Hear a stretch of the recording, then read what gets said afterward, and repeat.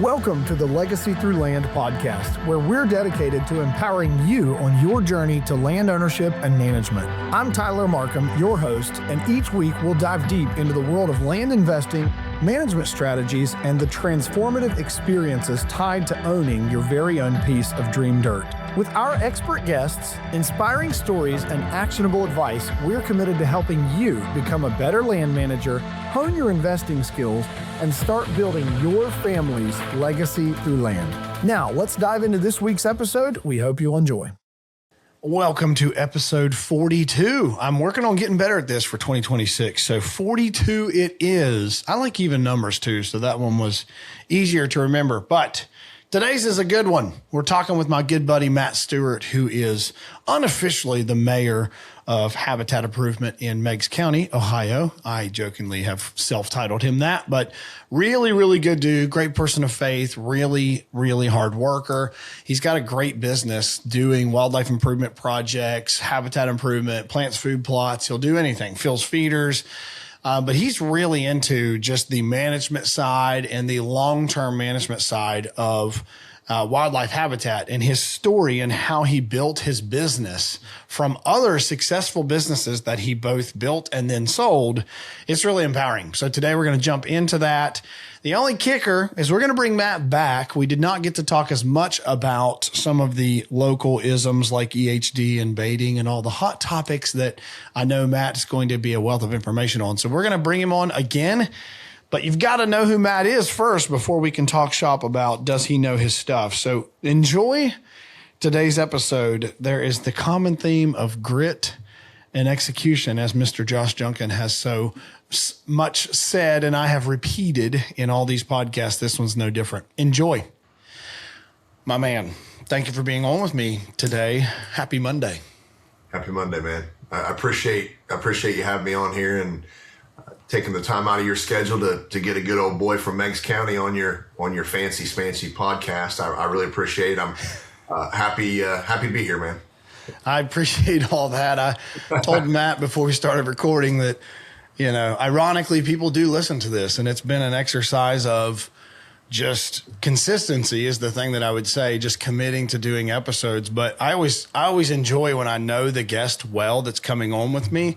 And to my amazement, some of the guests that I've been able to talk with lately, I know who they are through the industry or through public relations, but I don't know them like I kind of know Matt. And so I'm excited today to get to know Matt even more. But Matt and I connected, well, I've probably already talked about all this as our intro airs, but Matt and I connected through dirt, quickly connected through faith, and Matt's a Meigs County boy. I've spent a lot of time in Meigs County. He knows some of my relatives, knows my brother-in-law. He knows we have a similar mutual circle. Actually, I think I've connected Matt with a few clients. Absolutely. So they've seen what I've seen in Matt. So for today, we had a couple hot button topics. You guys will never believe what we might talk about in Meigs County, Ohio. So you guessed it, that terrible 3-letter acronym EHD. We're not going to jump right into that out of the gate, but real talk, Matt is going to have an incredibly good pulse, I believe, on what's going on there. And if you've listened to my 25 recap last week, I talked about some of the things that I think are going on in the state, in the bigger picture of Ohio. But we're going to be able to have the perspective that Matt has in Meigs County for what this has really looked like this year. And the thing that we're just jumping right in here, I guess, but the thing that I want to kind of overlay our conversation with for any listener is if we're going to talk about the enormity of something that is a detrimentally naturally occurring, what would you call this, reset, let's say to a public resource like a deer herd, you've got to be careful saying that this could somehow eternally cause a issue with land, because to me, there's two boxes here. There's what has happened in EHD in this last fall and how catastrophic it's been in southeastern Ohio. But then there's also, you all know, there's land. Like Matt and I share an intimate love for land and all the things there is with land and improvement to land and making deer herds better and all the things that have to do with dirt. So we have to be careful to say, if we're going to dive, headfirst into EHD conversations, this can't be overlaid or flavored with, well, because of EHD, we think that land's worth nothing now and it's a terrible idea to buy land. Like, you know what I mean? I'm just saying that's not the ideology that's going to be talked about here. Matt, I want to back up a bit. Tell the people, I kind of know who Matt Stewart is, but tell the people, who is Matt Stewart? Oh my goodness. Your elevator pitch. Man alive, getting into the meat and potatoes. So, I mean, we can go way back when, if you want. So I want to know how many pounds you were when you were born. 9 pounds, 3 ounces. So way back when, I was born and raised on a little farm in Rutland, Ohio, right outside the township of Rutland. And I mean, if you guys can't tell, if Ohio doesn't have some city names for some deer hunting, I mean, I looked at a farm in Rutland as a kid and it was like, dude, how can you not buy a farm in Rutland? Like, it's guaranteed to be good. But yeah, so we had around 125, 130 acres, mixture of flat land, tillable ground, and woods. That's where I was born and raised. Basically, as a child, my dad was into vegetable farming. So we had at our biggest year, we had 40, 50 acres of sweet corn, 4,000 to 5,000 tomatoes, 2 or 3 acres of green beans, pumpkins. We did hay. We had some cattle, and in the summers I worked. My dad would give me a list and say, "This is what I need done." I shared this a couple weeks ago. My dad, he taught me responsibility without saying you need to be responsible. So it was one of those life lessons that I still appreciate, respect to this day. I thought at the time I was an orphan because he was. And I can remember getting out of school in May. All my buddies were all jacked up about the summer. We're going here, we're going there, and I knew what was in store for me. But I appreciate that so much though today. Just raising my own children, being blessed with as a father, and just can't give him enough kudos for just instilling hard work into me. I mean, it's in my blood, and I appreciate it. I respect it. I respect him, both my parents. So back then I did work on a farm, so I've got a background of growing vegetables and just a connection with the soil. I always remember going out there in April. My dad would get we'd get the fields ready, and just smelling that dirt and feeling that dirt. I mean, we found arrowheads on that farm, and just thinking back, like it was just always like, man, we're so connected to this land, and like through generations. And I still have those arrowheads today, and show those to my kid. They want to see them all the time, and it's just really special. I always had a connection with land and dirt, and just never realized the impact it would have on me later on in life. Just to be growing up on a farm. I had a lot of family that were, you want to call them city slickers, but they were in the city. They lived in the city, and I always thought I wanted that life. Guilty. I wanted that life, but looking back at it, man, I'm so blessed. I'm just so blessed with that. And I don't know how. I was talking to Tyler before we started here. I don't know how deep we want to get, but I am a man of faith, and I love my Lord and Savior Jesus Christ. He's the King of my life.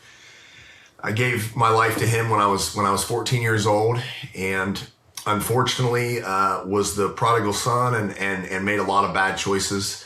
When I was 19, I was incarcerated for distribution of marijuana. I did some kind of hard for me to talk about still, but it's part of the story. It is, and I shouldn't have any shame because he's removed that from me. But moving forward, so I did some time. And got arrested and just was, made some bad choices. Did some time in jail for, it was a couple months, but at one time I thought it was going to be 4 or 5 years in state prison. So it was a big deal in my life, and that was when I was 19. And I feel like that's kind of my I feel like we're all a work in progress. And I feel like when I was called to the Lord when I was 14, then he kind of we kind of went through this together, and it deepened that. The only book that I had in my jail cell was spiritual books. Get Out, go back in. I flunked out of college while I was doing this naturally. I get back into college. I'm sorry. I didn't even go to college, so, but that was a good time. Get back into college, end up graduating. I have a different mindset. Like I'm fueling myself just because I'm like, this isn't me. This is not who I want to be or become. And this isn't how I was raised. I wasn't raised to take an easy path. So I start busting it, thought I wanted to be a licensed physical therapist assistant and graduated at Hawken College. My mom was an RN, she was a nurse, and I kind of had a little bit of medical, background, with her a little bit, I guess, if you want to call it. And I liked fitness. I was into exercise. I thought about opening up a Gold's Gym, and I was in a heavy equipment operator class. I was in, all these different things, and I switched around. So anyway, I got my degree, worked as a physical therapist assistant for about a year. And then after I was working for about a year, my dad had opened up the first Foxes in 2001 in Rutland, where our old produce stand was. What is Foxes for everybody not local? So Foxes Pizza Inn is a small franchise out of Western Pennsylvania. There's around 200 in the United States. They're centralized around Pittsburgh, but they've expanded out since then. They opened up in 1971. I didn't even know all this. You're saying there's hundreds of them? Yeah, there's probably, I think, don't quote me on this, but I believe there's around 200 right now in the U.S. It's a good I had no idea, dude. I thought it was just an Ohio thing, like a Southern Ohio thing. No. So it is nationwide, and there's a bunch of them, like I said, in PA. But so Dad bought into that, and realized there's a little bit of money in food, so he starts doing that. I'm helping him, in between going to college and when I had time, and so he decides he wants to move to Pomeroy, so he moves to Pomeroy in 2006 or fall of 2005. Well, then 2 or 3 months into it, he had 2 stores going back and forth, and I was kind of at a crossroads at physical therapy. Like I'm a pretty intense, structured individual, so I felt like it was either go back to PT school. At the time it was a doctor, and I hated school more than anything. So to think about another 8 years of school, I just didn't want to do that. So I thought, I don't know if I want to keep doing this. So Dad asked if I wanted to come on and help manage his store. I think I was making $10 an hour or something managing this pizza shop, and did that for a couple years in 2008. Told him that I wanted to take the next step and purchase that store off of him if he would be so kind to sell it. He did. Stock market crashed in 2008. Didn't even know what the stock market was. I'm just a hillbilly, so excuse me. I barely do as well. So we're in good company here. So didn't think that would have any impact on my business. Well, in 2009, I felt that. I actually had to go back and fall back on my degree and go back and do some PT on the side to try to, just try to make it. And, I'm thankful at the time it was just me, because it had been extremely hard to have a family doing that. So, I kind of remember having these talks with my dad and my mom, and just like, I don't know what I'm going to do. I kind of have a few options here. I can go back to PT school. I can sign up for government assistance. I was to that point in my life, or I said there's a lot down the street where the Foxes Pomeroy is now. I told him, I was like, what about buying this and making this thing big? So I was blessed and able to do that in 2000. It took a couple years to kind of come up with that business plan. And my business plan, was a shoebox with Post-it notes. I'm rolling into a bank, and they're like, you want how much money? I want this much money. And here's the thing. They don't work off trust. They work off numbers. And I didn't have all those good numbers to give them. So it was a big learning curve for me. And unfortunately, that particular bank, kind of drug me along for about 9 months. Wasn't able to get the funding for it. Thought it was just gonna, wasn't meant for me to do that. So another local bank comes into play, and they say, yeah, I think we can do this thing. So we make it happen. They took a chance on me. I'm forever grateful for that bank. And they took a chance on me. We rolled up. Let me back up. These banks are telling me that I need to quadruple my sales basically from what I was currently doing. Excuse me. And or not quadruple, double. So we get into the grand opening of that Foxes in Pomeroy, and I totally structured it different. So I had, not to go into great details, because I know I love this, man. This is grit. I mean, dude, this is so good. Yeah. So thank you. But so realized there was if I can put my pizzas on plates and serve that and in this nicer setting, and maybe get a beer license and serve people right there, it would be, a more profitable avenue than what I was doing now with the boxes. I knew how much I had in a box, et cetera, et cetera. So ended up doing that. Just so blessed, man. Just very fortunate. I quadrupled my sales. I set an all-time record for the most sales for a grand opening week with Foxes at that time. When I sold that store back in 2021, we were the top 5 to 7th franchisee in the state and the United States. So it was a very big success, still is a success today. So it was a lot of work though. And for me to sit here and talk about it, I'm just like, nonchalant, but it took a lot. Isn't it wild to look back on the journeys of things? Took a lot of grit, man. Took a lot of grit. And I had a lot of naysayers. I mean, I can tell you this, like when I do something now, I feel like my naysayers are maybe 20%. Back then it was probably 90% naysayers. So it was it really fueled me. And I think I want to share this too to any listeners that might be out there that might be struggling or where they're at in their faith or just finances or whatever. I did not want those behind the bars, behind the bar, a jail cell to define who I was. And I felt like that really fueled the fire for me and my drive and my mindset. And just where I wanted to go. I had family members saying that they were ashamed of me and this and that. And listen, Galatians 1:10 says that we're not, and I'm paraphrasing, we're not supposed to be serving men. We're not people pleasers. We're pleasing God. And the things that we do in our life, we're supposed to be pleasing him. However, I want my family to love me and they did love me, but they felt shame and I didn't like that. So, just boiling out of that and getting away from that and doing something with my life productive, it was really a driving force for all of these things. So let's fast forward then 3 or 4 years later, I'm blessed with just a group of people that it was awesome. We were like a big family. I would have quarterly meetings and very structured and just these people were just so awesome. They were giving me everything, at work at a minimum wage job. And listen, I tried to really take care of those people. So when I left, my goal always was this. I wanted to be able to have a business that was strong enough to support some extra benefits from just wages. I was paying my managers really good, but I wanted to have health insurance and help some of these families. So I was able to do that in 2019. I started that process and, God allowed me to grow that. Very grateful and thankful for all those individuals, even the ones that I got rid of and then I fired.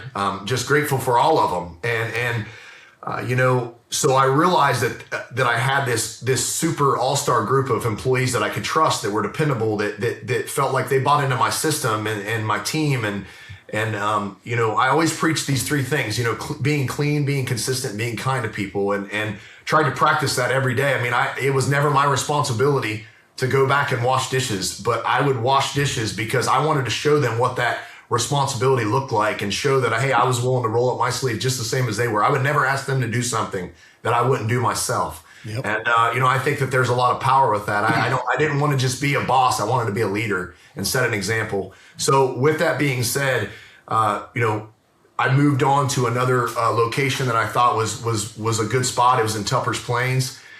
Moved up there in 2015, kind of had some setbacks, had a lady rip me off on a set of merchandising coolers for like $30,000. It set my opening date back like a month and a half. I mean, it was a big deal. I mean, at the time, like granted, $30,000 is a lot of money, but that was $3 million back then, so yeah. It was a big setback and kind of worked through that and got that store up and running with the help of a lot of other individuals. Actually, the gentleman that owns that store now, Tyler Sanders, him and his wife, Kaylin, they actually met in my pizza shop, got married, have a family, sold that business to them, blessed them, and they blessed me. And, so many cool things, man, just to talking about, when we talk about land, you think about like what you've done and what you're doing and setting up these farms and doing these different things. Well, from a commercial standpoint, that land's blessed me beyond what I could ever dream of that it blessed me, not just financial. Yeah. This isn't about just financial stuff. It's about the relationships that we meet and we have. And, And there was times that I took a lot of that for granted too, those relationships, because they would drive me crazy. I had 50 employees at one time, and I had a 4-year-old, a 2-year-old, and a 1-year-old, and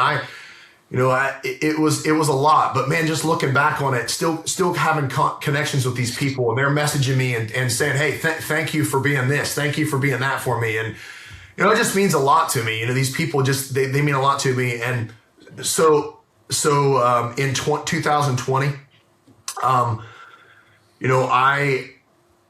don't know, man. I don't like excuses. I'm not an excuse giver, but in 2020, I just started isolating myself, because we were isolated for a while, and I started drinking a lot, and just kind of, here I am.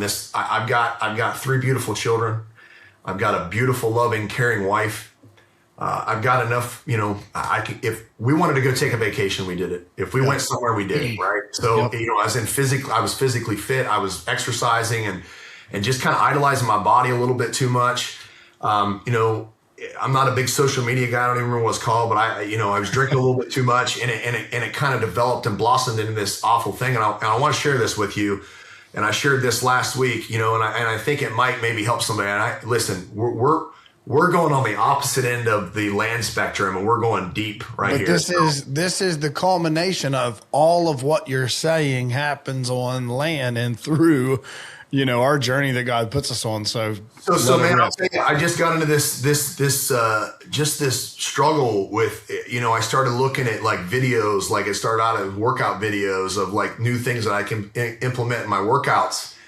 And then it goes to looking at girls. Well, then, it goes to pornography. And the reason I'm sharing this is because, it started affecting my marriage. Like I started seeing someone that I did not want to become. And my relationship with my wife started kind of going the other way, the way that I did not want it to go.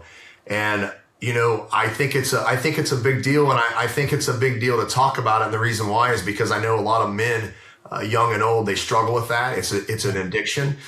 And, I'll just say this. I know that I had to make some changes in my life. I woke up one morning. I was super in a dark place. I went to my wife and I was like, look, I need, I'm not happy. It's not you, it's not the kids, but I'm not happy right now. And I need to make some changes. And man, I'll tell you, that scripture in 1 Corinthians where it talks about you can't save your spouse, but faithful living can save you. My wife's like, I need you. I need you to be, you're my rock. You're everything to me. I need you to be here for me. Well, God's working on me behind the scenes. He's starting to make some changes in my life. Well, my wife, she had given her life to Christ as a baby, in a I'm not going to go into denominations, but she'd given her life as a baby to Christ. And, so she starts studying, she starts getting up to this day, 6 years later. She gets up every morning and reads the Bible at 6 a.m. every single morning. She homeschools all 3 of her kids. I've watched the Lord structure her life in ways that I never thought that there could be structure. It's really helped us so much. 2 or 3 months after this, she gets baptized. I didn't even know she was going to do that. So she gets baptized. I remember a guy at church coming up to me and saying, hey, this is about to change your congratulations. Like, what do you congratulate me for? And he's like, because this is going to change your life. And I never realized the impact of that because my wife is actually living that out. So very blessed. Yeah, man. Amen. So, and I started making a lot of changes in my life and just implementing changes. I think oftentimes guys that, that are on the fence about, was Jesus real? We have so much evidence now that he was a real person. And I think that I was always one of those guys that was kind of skeptical, like, hey, God sent his son. Well, then when I had my first kid, I'm like, oh, okay, wow. Yeah, okay. I see where this is going now. So, and I think learning more about, the Bible is supposed to tell us more about his character and his nature. And I think when we start to look at that character and nature from the biblical standpoint, and I think it starts to transform your life. I was always under the impression the only time I could be holy was in a church setting, but we're having church right now because God put his spirit into our heart, and we're able to talk about that right now. I'm able to share this struggle today. I'm not a very emotionally open guy all the time, especially on a social media platform like this. I'm a very private individual when it comes to social stuff. But the only reason I'm able to share all these struggles today is because of my Lord and Savior has allowed me to free all of that. Moving forward, excuse me, in 22, I had a drink every now and again with my meal or something like that in 22, November. I just remember thinking, you know what? Why do I need to drink? Why do I need to have a beer with my meal? Like, I remember my grandpa sitting at dinner, sipping on a Budweiser, like, what, why do I need to do that? I'm not sitting here trying to say you can't drink a beer. I'm not going into that debate. I'm on this exact same journey, Matt. So just go with it. I literally have been having this exact conversation with one of my best friends. So November of 22, I gave up alcohol. I have not watched pornography since fall of 20. What that has done, what the porn thing has done for my marriage has been, I can't even explain to you what it's done, because it's just like our relationships with anybody. When you think about your child and you're looking at them when they're little, and then you see them grow and they're 12 years old and 8 years old and 3 years old, you never imagined you could love them that much down the road. And it's the same way when you give yourself to Christ. It's the same thing. We start off as babies, and the more we learn about his grace and mercy through the book of truth, the more it just encompasses us with that mercy and love that he gives us, and just a eternal joy that he gives us. So, I think, let me back up a little bit too. In 2007, I wasn't making good choices, or 2008, I'm sorry. I wasn't making great choices at that time. I wasn't doing any hard drugs, but I was drinking, I was running the bars, I was still smoking a little bit. I don't think that had much of a play in what I'm going to share, but, I developed this heart arrhythmia called atrial fibrillation. And, I can remember exercising, getting ready to pass out, doing that for a couple of days. I'm like, man, something's not right here. So my mom was a nurse, and I went to her. I was like, hey, I don't feel right. So she checks my pulse, checks me out. She's like, you're an atrial fib. I was like, what in the world's that? And she's like, it's where your heart, kind of jumps around. The top portion of your heart starts beating fast. The bottom part picks up on it. And it's not good. It could be life threatening. So I spend like 4 days up at Riverside. Another one of those moments where I feel like the Lord has stripped everything from me and made me very vulnerable, and he at the time he's molding me, he's molding me. He's allowing me to go through this struggle right now. He's not calling me home yet, but he's allowing me to go through the struggle. He's like, I'm not done with you. I need you to be somewhere else in your life. So with that, I go through that, and man, I tell you, it's been a battle with that. I've had 11 cardioversions in 17 years. I had 2 AFib ablations. One of the, being around the time that I was on the little show that you did with YouTube with Ben Rising when we went up to that property in Portland, I believe. I just had an AFib ablation there. That was my first one. Got pericarditis. Went through all this awful stuff with that, and just battled that for like a year.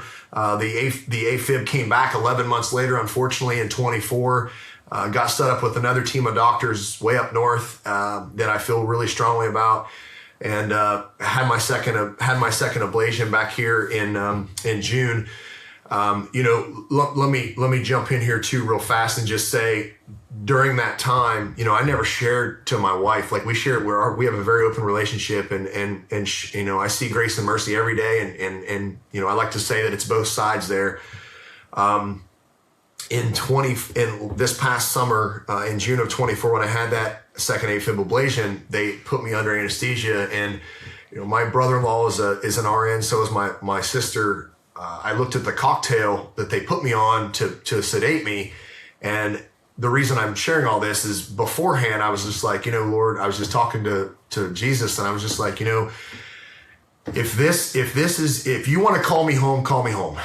If this is my time, but listen, I want this fixed. So if you can fix this, and that's your will, I want you to fix it. But regardless, Lord, I'm yours. I'm your servant. You do whatever you want.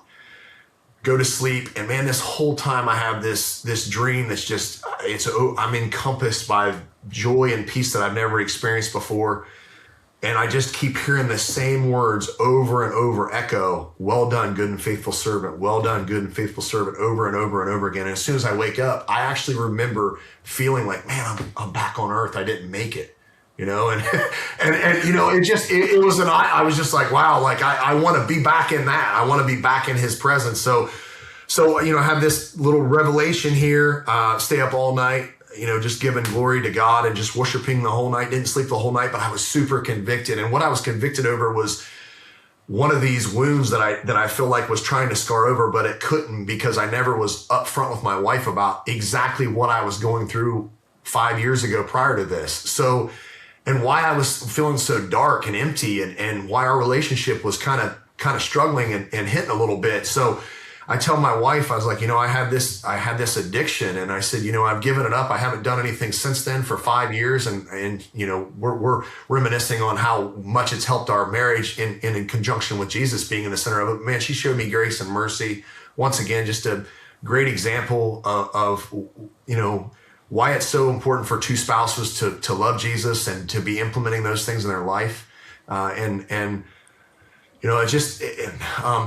try to tell my kids this, Tyler. I mean, I'll be honest with you. I have two daughters, and that was another thing he convicted me on, was I'm like, wow, this was someone's daughter that I was watching. Like, it was another deep conviction that he gave me. But I try to tell my kids this, the two most important decisions they'll ever make in their life is if they decide to follow Jesus, if he's real, and if he is who everybody says he is. Christians, if you figure that out for yourself, who he is and what he's done for you personally on a personal level, and he's your best friend.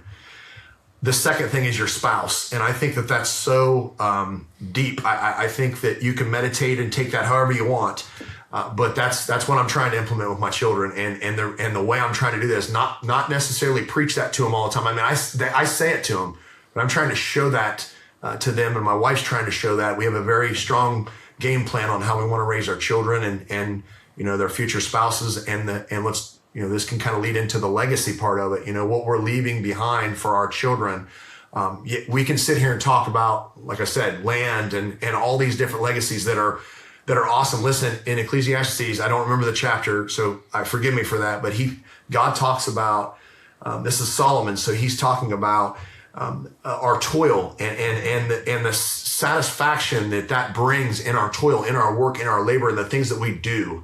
God says that he knows that that's satisfying to us. But are we giving glory back to God about that? Are we saying, hey, we realize this is from you, Lord, and really openly giving that back to him? So I think it's all about mindset. I think if you're out here and you're hustling this and hustling that, and you're never giving the glory to God, and you're not talking to him, and you don't have that relationship with him, first and foremost, I encourage you, I pray for you, and I encourage you to do so. And, it's a life-changing moment that you'll never forget. It's a legacy. The decisions that we make today are affecting generations. If I would have stayed on the journey that I was on back when I was 19 years old, I would not be the same Matt that I am today, by the grace of God. And I definitely would not be blessed with the financial success that I've had since then. So fast, I know we got off on a big wormhole there. Dude, you have no idea how much I love this, because everything that we're going to talk about is just a secondary conversation to what really matters. And you are literally letting it rip on what actually should matter for us. And Matt, something I'll tell you that I've had to, I work on this every day myself, but as you've talked about your journey and you've talked about these pitfalls you've had and these things, I sense the same thing for you that I've always struggled with myself, is just embarrassment for any kind of a failure or embarrassment for any kind of a pitfall. But this is what a very good friend of mine has told me.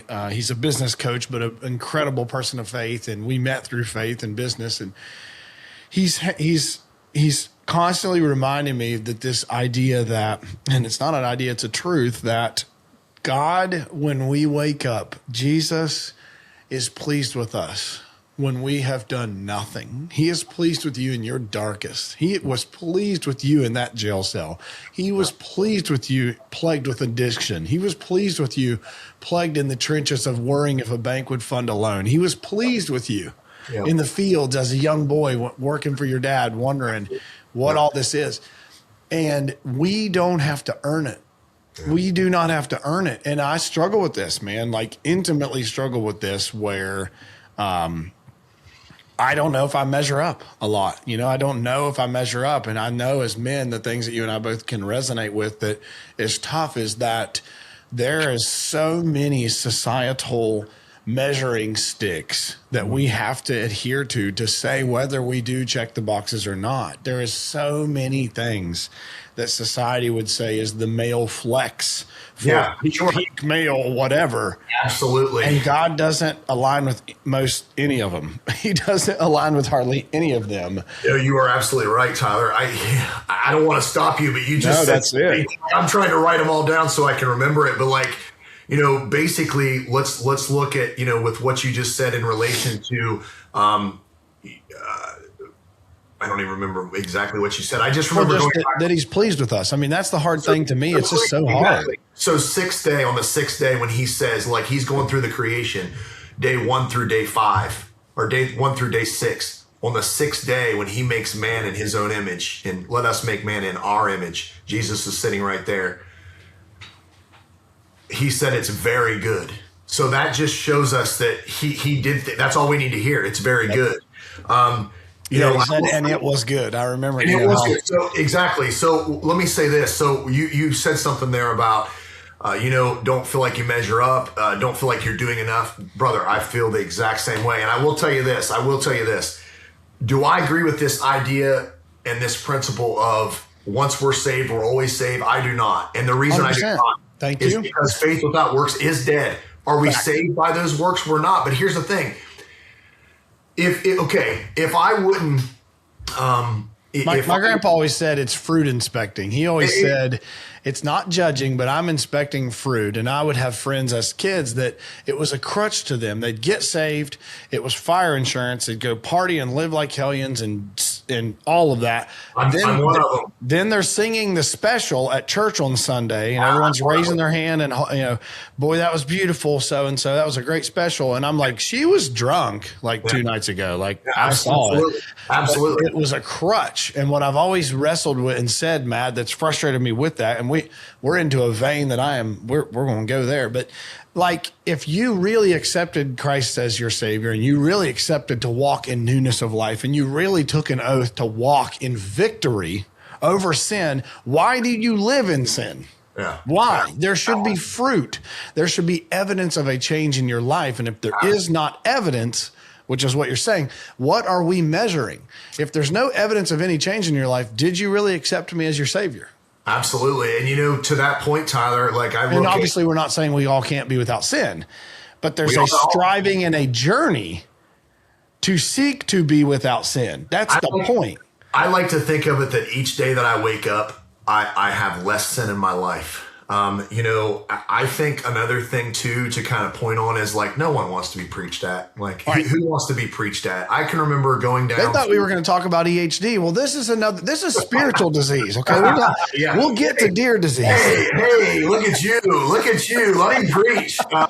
This is killing people that just don't die. It's killing a lot more people. They just haven't died. Well, see, here's the thing. I don't know if we have an antibody, or do we have a recovery for EHD? I mean, we do. We have a recover for sin, and his name's Jesus. So, with that being said, I think that back to the fruit. In Galatians 5, it talks about what type of fruit we're supposed to be producing. Love, joy, peace, patience, kindness, goodness, gentleness, self-control, all those things. All right, we're supposed to be producing those fruits. Well, I think when we can see those fruits in people and see a change in people, that's a bigger impact than someone standing up, holding a Bible on a Sunday morning and preaching to them. So, and I'm sharing all this because I want to kind of transition into the foxes. Okay, I had a buddy. So I've never been on a podcast. This is my second. This is the first live podcast that I've ever done. Well, tell the listeners. So before Matt and I started recording, he was talking about a podcast he recently did with your pastor, you said? Yes, sir. How can people find it? Yeah, so if you want to listen more about that and kind of more in depth, the two hosts, my good friend, been a childhood friend with this guy. He's been a huge mentor to me. Think a lot of him. He actually played football at Ohio University, was a very gifted, talented running back. His name is Justin Roush. He is my pastor at Bradbury Church of Christ. Okay. Is it online? I mean, do you think it is online? So it's called Greater Than Sessions with Justin Roush and Tate Hale. Tate I don't know as much about Tate, but I do know this. Tate has had a lot of struggles. He was born with something going on with his foot. So it was amputated below the knee. Tate is a very strong-willed individual. Just a little bit that I know about him. Justin and him both were talking about this podcast they wanted to do to be able to help people from men and women, but mainly kind of men. We were talking earlier, you were talking earlier about this society, this stick that we're measured by with a man and like what a man's supposed to be. And, you put a big old dip in and you go out and you're rough and you're tough and you whatever. Listen, men are not, I shared this. I can't think of another podcast or another system that when you hold up the white surrender flag, you actually win. Think about that. In wars, when we hold up a white flag, means you give up. When you tap out and you're in a UFC fight, means you give up. Well, that's not the case with Christianity. He has it totally backwards. When you surrender, you give it to Jesus. That's when your life really begins. So back to that podcast, Greater Than Sessions and the Walk On Academy. Greater Than Sessions is the Greater Than Session podcast. Walk On Academy is my friend Justin. He came up. He had to listen, Justin. I'm not going to spend a lot of time on boasting about. What's Tate's last name, by the way? I'm writing. Tate Hale, Hale. Okay. He's from Alexander. Justin was from Meigs. Me and Justin were from Meigs. We're going to try to put this in the show notes if I can. Everybody, and if you could, it would be great because those guys are trying to get that up. I think that they've had a lot of good guests on there. I was humbled by some of these guys that's on there telling their story. There's an individual that has a base camp alpha, Matt Dowling, I think out of maybe Jackson area, but he was I don't know a lot about his story, but I know he's a veteran. He has basically a hunting camp that he's trying to do for veterans that struggle with PTSD. They're trying to grow this thing, and it would be awesome if y'all could go on there and just not even view my story and the one that I did, but just go in there and kind of follow some of the stuff they're trying to do with that. And I'm trying to help them grow, the Lord's trying to help them grow that a little bit too. For sure. I'll put it in the show notes if I can. If we can't find it, are they on like podcast platforms, you think, like Apple? So they're on Spotify. I don't know much. But they're on Spotify. If you go to Spotify, you will find the Greater Than Sessions. Okay. That's the best way to find them. But my story is on there, like my journey, maybe a little bit more deep than we're talking about today. Just some of the struggles, some of the things that I went through that I'm not even sharing on this one because we don't have the time. That podcast was 2 hours and 5 minutes. So make sure you have we're getting there. We'll be getting there. Yeah. So anyway, I kind of wanted to, if I have your blessing to be able to kind of transition in from this Fox's journey, some of these struggles when I feel like God really shook me and said, okay, this is it. You're a man now. You're in adulthood. You're far away from this, et cetera, et cetera. Let's move on with this. So in 2021, I had these blueprints and these plans to go and make Fox's Pomeroy a lot bigger. Man, I'll tell you, I just lost my drive and my passion for it. I don't know what it was in particular. I don't have this knee dropping moment where like, that's it. But I just remember like just thinking like my kids are 4, 2, and 1. I want to be home with them more. I want to see them more. I don't want to have the wrestle of these 50 employees. I just, at this time, putting my effort into my wife and my children were the two biggest. First was God, then my wife, then my children, in that order. Well, and Matt, you people don't bless any of us enough as entrepreneurs with the place that it is okay that something was a season. Like, cause I've had these in my own career and in my own massive career shifts. I flipped 300 houses, you know, and expanded to Columbus, and we lasted 6 months in Columbus, and good question. It was a season, you know, good statement. It was just a season. It was you thought it would be a book and ended up being a chapter, and that's okay. Absolutely. Like so to that point, let me ask you a question. Did you feel like when you went from the 300 houses to now this new land legacy venture, did you feel like you kind of were becoming complacent in the 300? Like it was just kind of like monotonous. It was just ongoing. Yeah. I got super tired. I mean, like you said, now I didn't have 50 employees, but we had 15 full time, and all these project managers and marketing and transactions coordinator and all this stuff and COO and all, working with all these people in multiple states at that point. And I got super tired, like super uninspired, super tired. Every day felt like it required more gas in the tank than I had to give every day. Yep. And as an entrepreneur and visionary, usually I wake up with like way more gas than my team has interest in, So I started to like, okay, why is this what it is? But for me, Matt, and maybe you're the same way. I don't know a ton of guys like this, but when I'm done with something, I wrestle with it and cry and wallow and plead and beg and drag it in the dirt. But once I'm done with it, I'm just done with it. Like I'm completely done, and I go to something else. And like my deepest, closest friends are like, well, you're going to do this with land too. Like whatever. I was 10 years in house flips, 10 years from 0 to 300 houses in 10 years. And so hey, God is good. Who knows what that looks like? But I sure do love being, where I'm at now. And I was done. I just got to a place that I think is what you're kind of mentioning. Like I got to a place where I wanted it to be more exciting than it was for me. Like I wanted to have juices for what we were doing more so than I did. Yeah. So I just had to say, I've got to be finally honest that this isn't fun right now. And I don't think God's going to honor it, Yeah. Yeah. So to that point, like, I did become complacent and just felt like I was running in place. And I just, I just be honest with you, man, I just felt like I wanted to be out and be in God's creation and really just enjoy it and kind of rebuild myself a little bit, like refresh myself and to be able to, to maybe start showing people some more fruits of where God had taken me, and not saying that I couldn't and I didn't try to do that in Fox's on the later part of the last couple of years that I owned it. Well, all through it, but once again, a lot of those individuals, they probably saw a lot of hypocrisy in my life and were like, this guy's not really producing fruit, and that I kind of have, that I've struggled with. That's been another shame that God's kind of helped me with as well. And I can talk about that later, but so with the, we're kind of talking about the exit. The exit. Thank you. So I always used to, I would go in these pizza shops and I'd work them around hunting season and, finish up with a bow hunt and then go into these pizza shops and work. And I used to have like a lot of hunters filtering in these pizza places.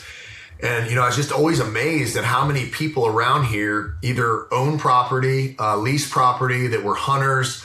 We get to talking about, I've been blessed with a nice sized farm that I've got food plots and do all this stuff with. And, I just start hitting it off with these guys and like, just out there cutting it up with them and just talking just like you and I have done over the years. Yep. And just sharing stories, success stories, what's worked, what hasn't worked, and all these different things. And just discussing all that and they're like, do you know anybody that has like a brush hog that someone could come and brush hog? And, I wanted to say, yeah, I've got it. I can do it, but I didn't have the time for it. So like, as I'm thinking this, like 4 or 5 years before I planned this exit, I'm like, man, what about this? What happens if I did this? So this was always in the back of my head. And I've always been intrigued by heavy equipment. I was in a heavy equipment operators class. Back in college, I never started. I started into the program, but I never got into any of the stuff because, once again, one of those scars one of those wounds that kept me from doing things was my addiction to marijuana. I knew I couldn't pass a drug test, so one of those things that got I just look back. I'm like, gosh, like it held me back from doing so much stuff, and so moving forward, wanted to do this equipment thing, wanted to kind of make a transition. I thought, what happens if I get like a little Traco? I've got a tractor. What happens if I go and I try to start managing some people's farms and just brush hogging and just listen, if I could sell my businesses or work that out financially in my favor and then be able to go out and just justify having the equipment. Like that was my goal in the beginning, was just buying one machine and just trying to make the payments on it. That's kind of where I wanted to go. So I met this guy that's forestry mulching. He's got this machine. I didn't know it was a forestry mulch at the time. And he's got this machine. He's forestry mulching this brush. And I'm like watching him. I'm like, oh my gosh, this is cool as heck. I want to do this. Like, I want to do this. This is brush hogging on steroids. So it's so gratifying, way better than cutting grass. So I talked to this guy kind of, and I'm like, I got to have one of these. So man, I was blessed with a really good guy. Just one of those things, just a godsend. And I had a buddy of mine, a childhood buddy of mine. We had a birthday party that we went to, and I'm like trying to figure out like who I want to go with, like what machine I want to go with, trying to do all this studying. And I don't know anything about it. I feel like to this day, you're kind of splitting hairs on some of these machines. I feels like it comes down to the person. Look, anything that I go with, I try to pick the most godly approach. And who do I just feel comfortable with? Who do I feel like has the traits and character that Jesus had, as much as they can? I know we all don't have his, but trying to find that. And, that's kind of at the end of the day who I landed on. But however, moving back, like I run into my buddy at this birthday party, this kid's birthday party. And I'm telling him like what I'm trying to do. He's like, you got to talk to I've got a cousin that married a guy that has a Bobcat dealership in Fort Wayne, Indiana. I was like, really? So his wife was there, met her, super great woman. Talked to her. And you're just going to tease us this whole time and not tell the people his name. Is this correct? No, I'm going to tell you. I want to build. So then we go. You met his wife at the party. She's like, hey, let me put you in touch with my husband. On Monday, first thing Monday morning, he's texting me or emailing me, and we're going back and forth and just start this process. And I just remember him saying like, look, it doesn't matter to me who you buy it from, whether it's down there, whether it's here, buy Bobcat, buy Bobcat. Like, and I don't know, I just felt something really strong with him and that connection, just kind of how he wasn't being real pushy. He was just kind of like, hey, buy this. You won't be, disappointed. And man, I'll tell you, his name is Buddy Funk. He has, I believe, 5 Bobcat dealerships now, stationed out of Fort Wayne, Indiana. He's moved into the Defiance, Ohio area. A good God-fearing man. I mean, he was doing youth pastor. I didn't even realize this, but he invited me and my wife and one of my kids to go to a Brandon Lake concert like a couple months ago, and he's telling me some things that him and his wife have done in the church, and just a godly man, and just so grateful. You went to the concert, right?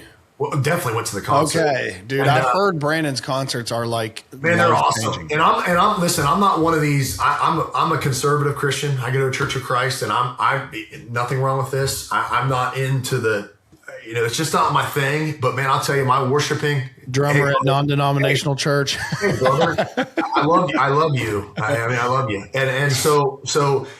Here's the thing, like when I went there, like I was close, like these guys, everybody's doing this. So I closed my eyes and just sitting there crying. Listen to these guys.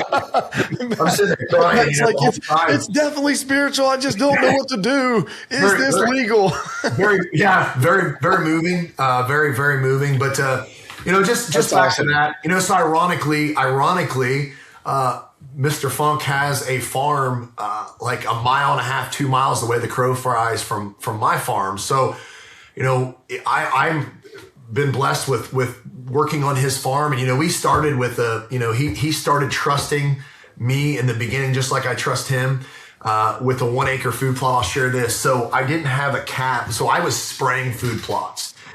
And I'm going to have to back you up eventually, because you've segued right into what is Stewart Springs. So we're gonna have to clear up this exit too, but we'll get back there, folks. I think you've seen, folks, there is someone in this earth who talks faster than me. You have seen it. Yeah. So I feel blessed to be the slow talker here. Yeah. It's usually the other way around. I get you. So, so anyway, I just blessed with Buddy basically gave me the keys to a little 1 acre food plot. And, I was up there. I can remember being up there and spraying this thing. I had a little pull behind ATV four-wheeler. I wish I had a picture that I could just quickly show you. I know, the little pull behind Tractor Supply Femco sprayer, baby. It was modified. That I would extra things on, put a bigger pump on to try to get more of a surface area. I'm wearing a respirator because I don't want to breathe it.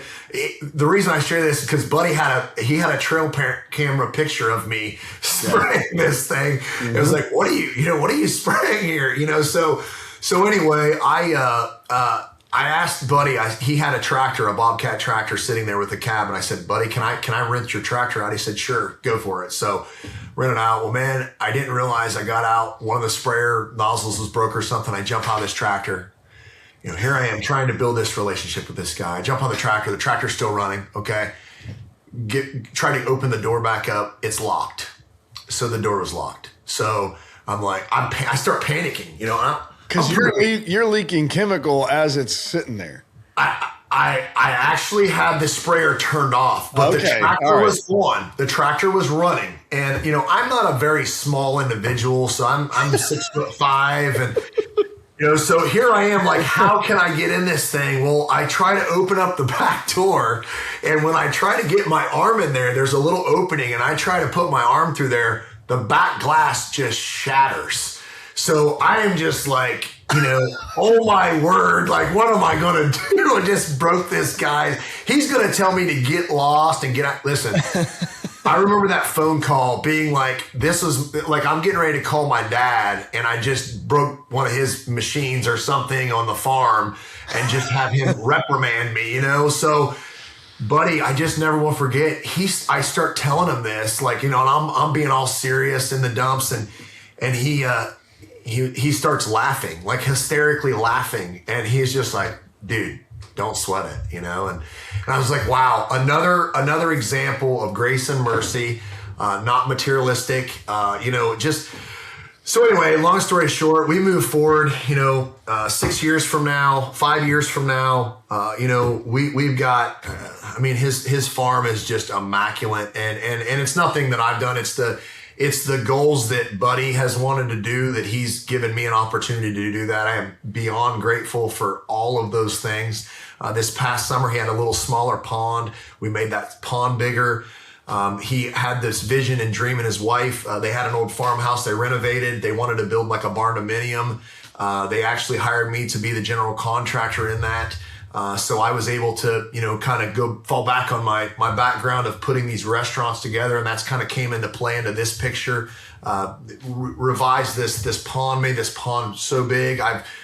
We've got that thing stocked full of fish. I came up with all of the structure. I had a wildlife or a fish biologist come up with a nice plan for us. To put different species of fish in this pond, put this structure in these different spots. We did a 13-acre alfalfa planting that was an 18-month process because he had so many bad weeds. The fields were neglected.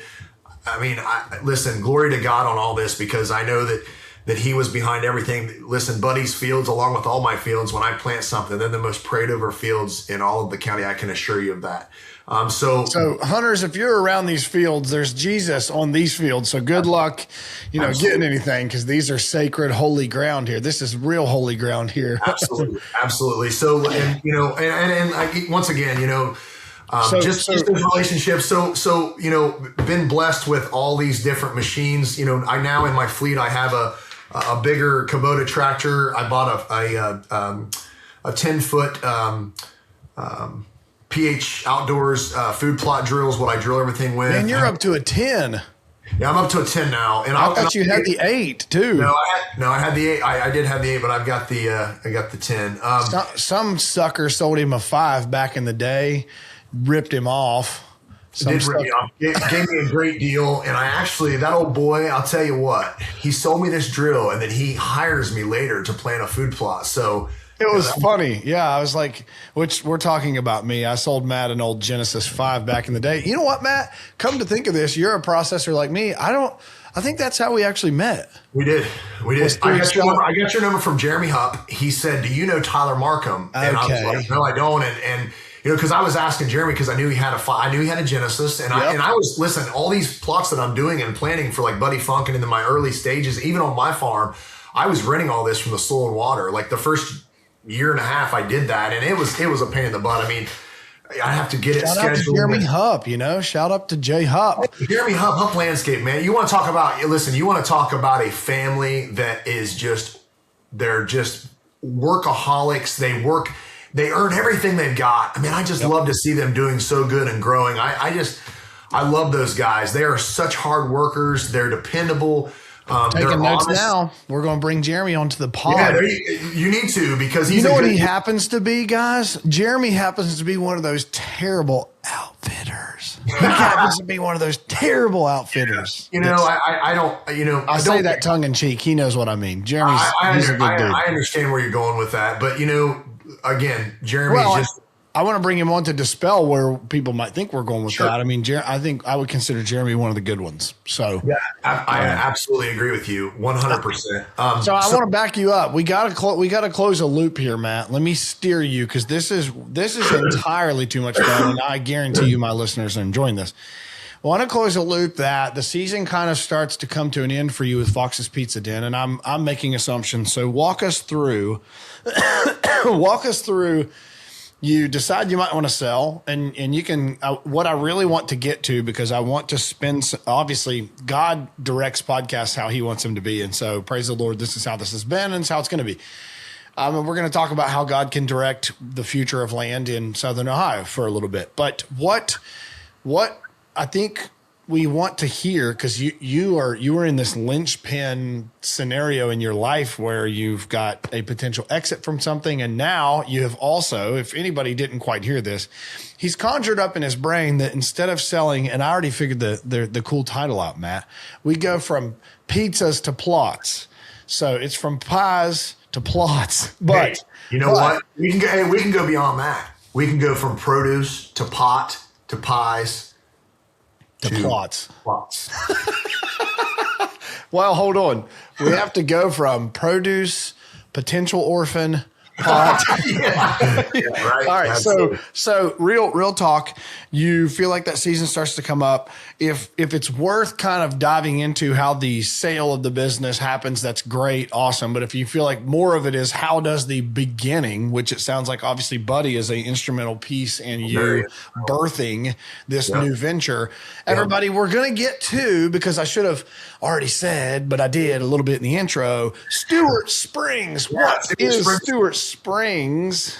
And we're about to get there on how that happens. All right, so Stewart Springs Land and Property Services. So close one chapter and start a new one with us. We're closing Fox's Pizza Den. I realized that I'm going to do this thing. I'm going to open it up. Okay, business name. Where do I get Stewart Springs? I have so many people to this day say, what in the world is Stewart Springs? Like even my grandmother was like, what's Stewart Springs? He doesn't sell spring water. Spoiler alert. Yeah, I'm not selling spring water. So I live off of Rock. This is a pretty simple answer. I live off of Rock Springs Road. We have a lot of springs on my farm.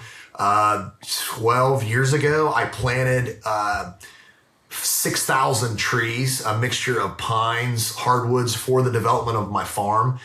And I really did not know where I wanted to take my business. I didn't know if I wanted to do excavating. I didn't know if I wanted to get into dirt work and ponds and all these things. I knew that I wanted to do something with food plots and wildlife. But I did not know that I wanted to do, I didn't know exactly what I wanted to do. I have trees on my farm. I thought, if I could ever sell some of these trees or even do tree plantings for people listen, you're captaining this ship. You're doing a wonderful job. So make sure we go back around into everything that I do offer for my business. So I just, you guys can't hire him. Sorry. We're going to do this whole podcast. He's not available for hire. So with that being said, I just, didn't know what I wanted to do. My wife, she was like, we live off Rock Springs. We have springs on our farm. Like, I feel like Stewart Springs, we can kind of, if you see my logo, like she designed this. So there's some water down in here. There's the rolling hills, the God's country down in here in Meigs County. I got a little tree in the background. So the Stewart Springs was, eventually if my road is called, it would be a lot cooler if I could give you my address and it was a Rock Springs Road, but it's actually, unfortunately, Thompson Way. So, so with that being said, just don't really have a better answer for you than that's what we come up. Didn't know if I thought it was going to be Stewart's land clearing or something like that, I knew that I just didn't want to do all land clearing. Back to the forestry mulching and the way this thing kind of came together when I thought about getting a little traco, using my tractor, renting out a drill, et cetera, et cetera. Well, then I went on a limb and like I said, met Buddy and ended up purchasing a skid steer off of him, a big skid steer with a forestry mulcher, and started running that. I thought, if I could go in here and mulch these properties and then come back in and maybe implement a food plot into these properties that I mulch, and then be able to maintain the food plots, like there might be something to that. And I'll be honest with you. I would say, like, if I had to structure my business out of 100%, like 30% of it's probably forestry mulching. The other 30% of it is probably food plotting. The other 40% of it is just whatever I can whatever is needed. Brush hogging. I was a general contractor on the job. I never dreamed that I would ever do that, but I was a general contractor. We did 3 ponds. I've done 3 ponds so far. Done drainage work for farmers and individuals. I've planted bare root trees. I've had a couple doctors that I've been blessed with that done a lot of work for them and planted bare root trees. Probably planted over 500 or 600 bare root trees for some individuals. I also have some pine trees. I got a tree spade. I actually sell some of the pine trees on my farm that I planted, 7-8 years ago. So I do, you name it. And here's the thing, let me say this, like, to listeners, to maybe people that's out of town. I've never owned a piece of property outside of Meigs County. So with that being said, I can only, when I'm going to places and I'm dreaming of having a house here or there or whatever, that is one of the things that I'm like, I got to have a connection. I've got to be able to know someone in that area that I can trust, that I can, put my property in their hands and say, hey, here's the keys. Here's you do it. Yep. That's always been very intimidating to me, buying something. And I have a lot of individuals. Listen, 70% of my clients do not live in Meigs County. They don't live here. They have it as a secondary, investment property. There's most of them are hunting. Most of this is geared around hunting. And let me say this too, Tyler. Like, do I understand how? I've been around deer hunting since I was 7 years old, and I, do I have this big revelation plan that goes into these things? I don't. But I understand wind direction. I understand bedding. I understand food. I understand social aspects of deer, bigger mature whitetails. A lot of the guys that I'm doing work for, I come in and I'm thinking of one guy in particular, and he is probably one of my favorite clients, and I love this man dearly. His farm is by far the sweetest farm that I've ever laid foot on. And I'm like, how can I even help you? Like, why do you even need me? Do I know this person? You do. Is it one that I connected you with? It is. And he's been on here before. Go ahead then. Say it. It's Kevin Harris, my man, Kevin Harris. I love Kevin. Matt, you have to know the backstory of, like, Kevin was a mentor to me when I was 19. I listened to the podcast he was on, but listen, I just want to say this, like, I felt this bond with Kevin in the very beginning. When you introduced me to him, I just had this bond with him and just, I don't know, man. I tell you, he's one of those guys that I feel like I can text and tell and just get, I'll be honest with you. I shared to Kevin some of my struggles like a couple years ago when I first met him, and shared some of those things, and was kind of like, you know, not really wanting to share a lot to people. And Kevin was like empowering to me, because he's like, listen, you need to share your faith and where your faith comes from. And I can't say enough about him. Like, he's just been like he's been a mentor to me too, because he has a beautiful farm that I am like just beyond blessed to go work on and do stuff to. And I can't say enough about him and just that opportunity. And thank you so much for. No, you don't even owe me, man. It's your own testimony that puts it all together. I told Kevin, like, Kevin, you need Matt Stewart. Like, I don't even know how to more clearly tell you I have your guy, because if we use Kevin as the avatar for a minute here, and Kevin, I'm sure we'll send this to him, he'll listen. But Kevin is the avatar that I think is a lot of your, Kevin would be the upper 2% of a lot of your clients, but they need help and they don't have the time to come and do the things, but their heart and brain and soul says these farms need management. They need improvements. They need things to be done, and it eats at them. And Kevin is one of those people that I know it eats at. Kevin hasn't had a feeder empty for more than like 2 days in 20 plus years of owning his farm.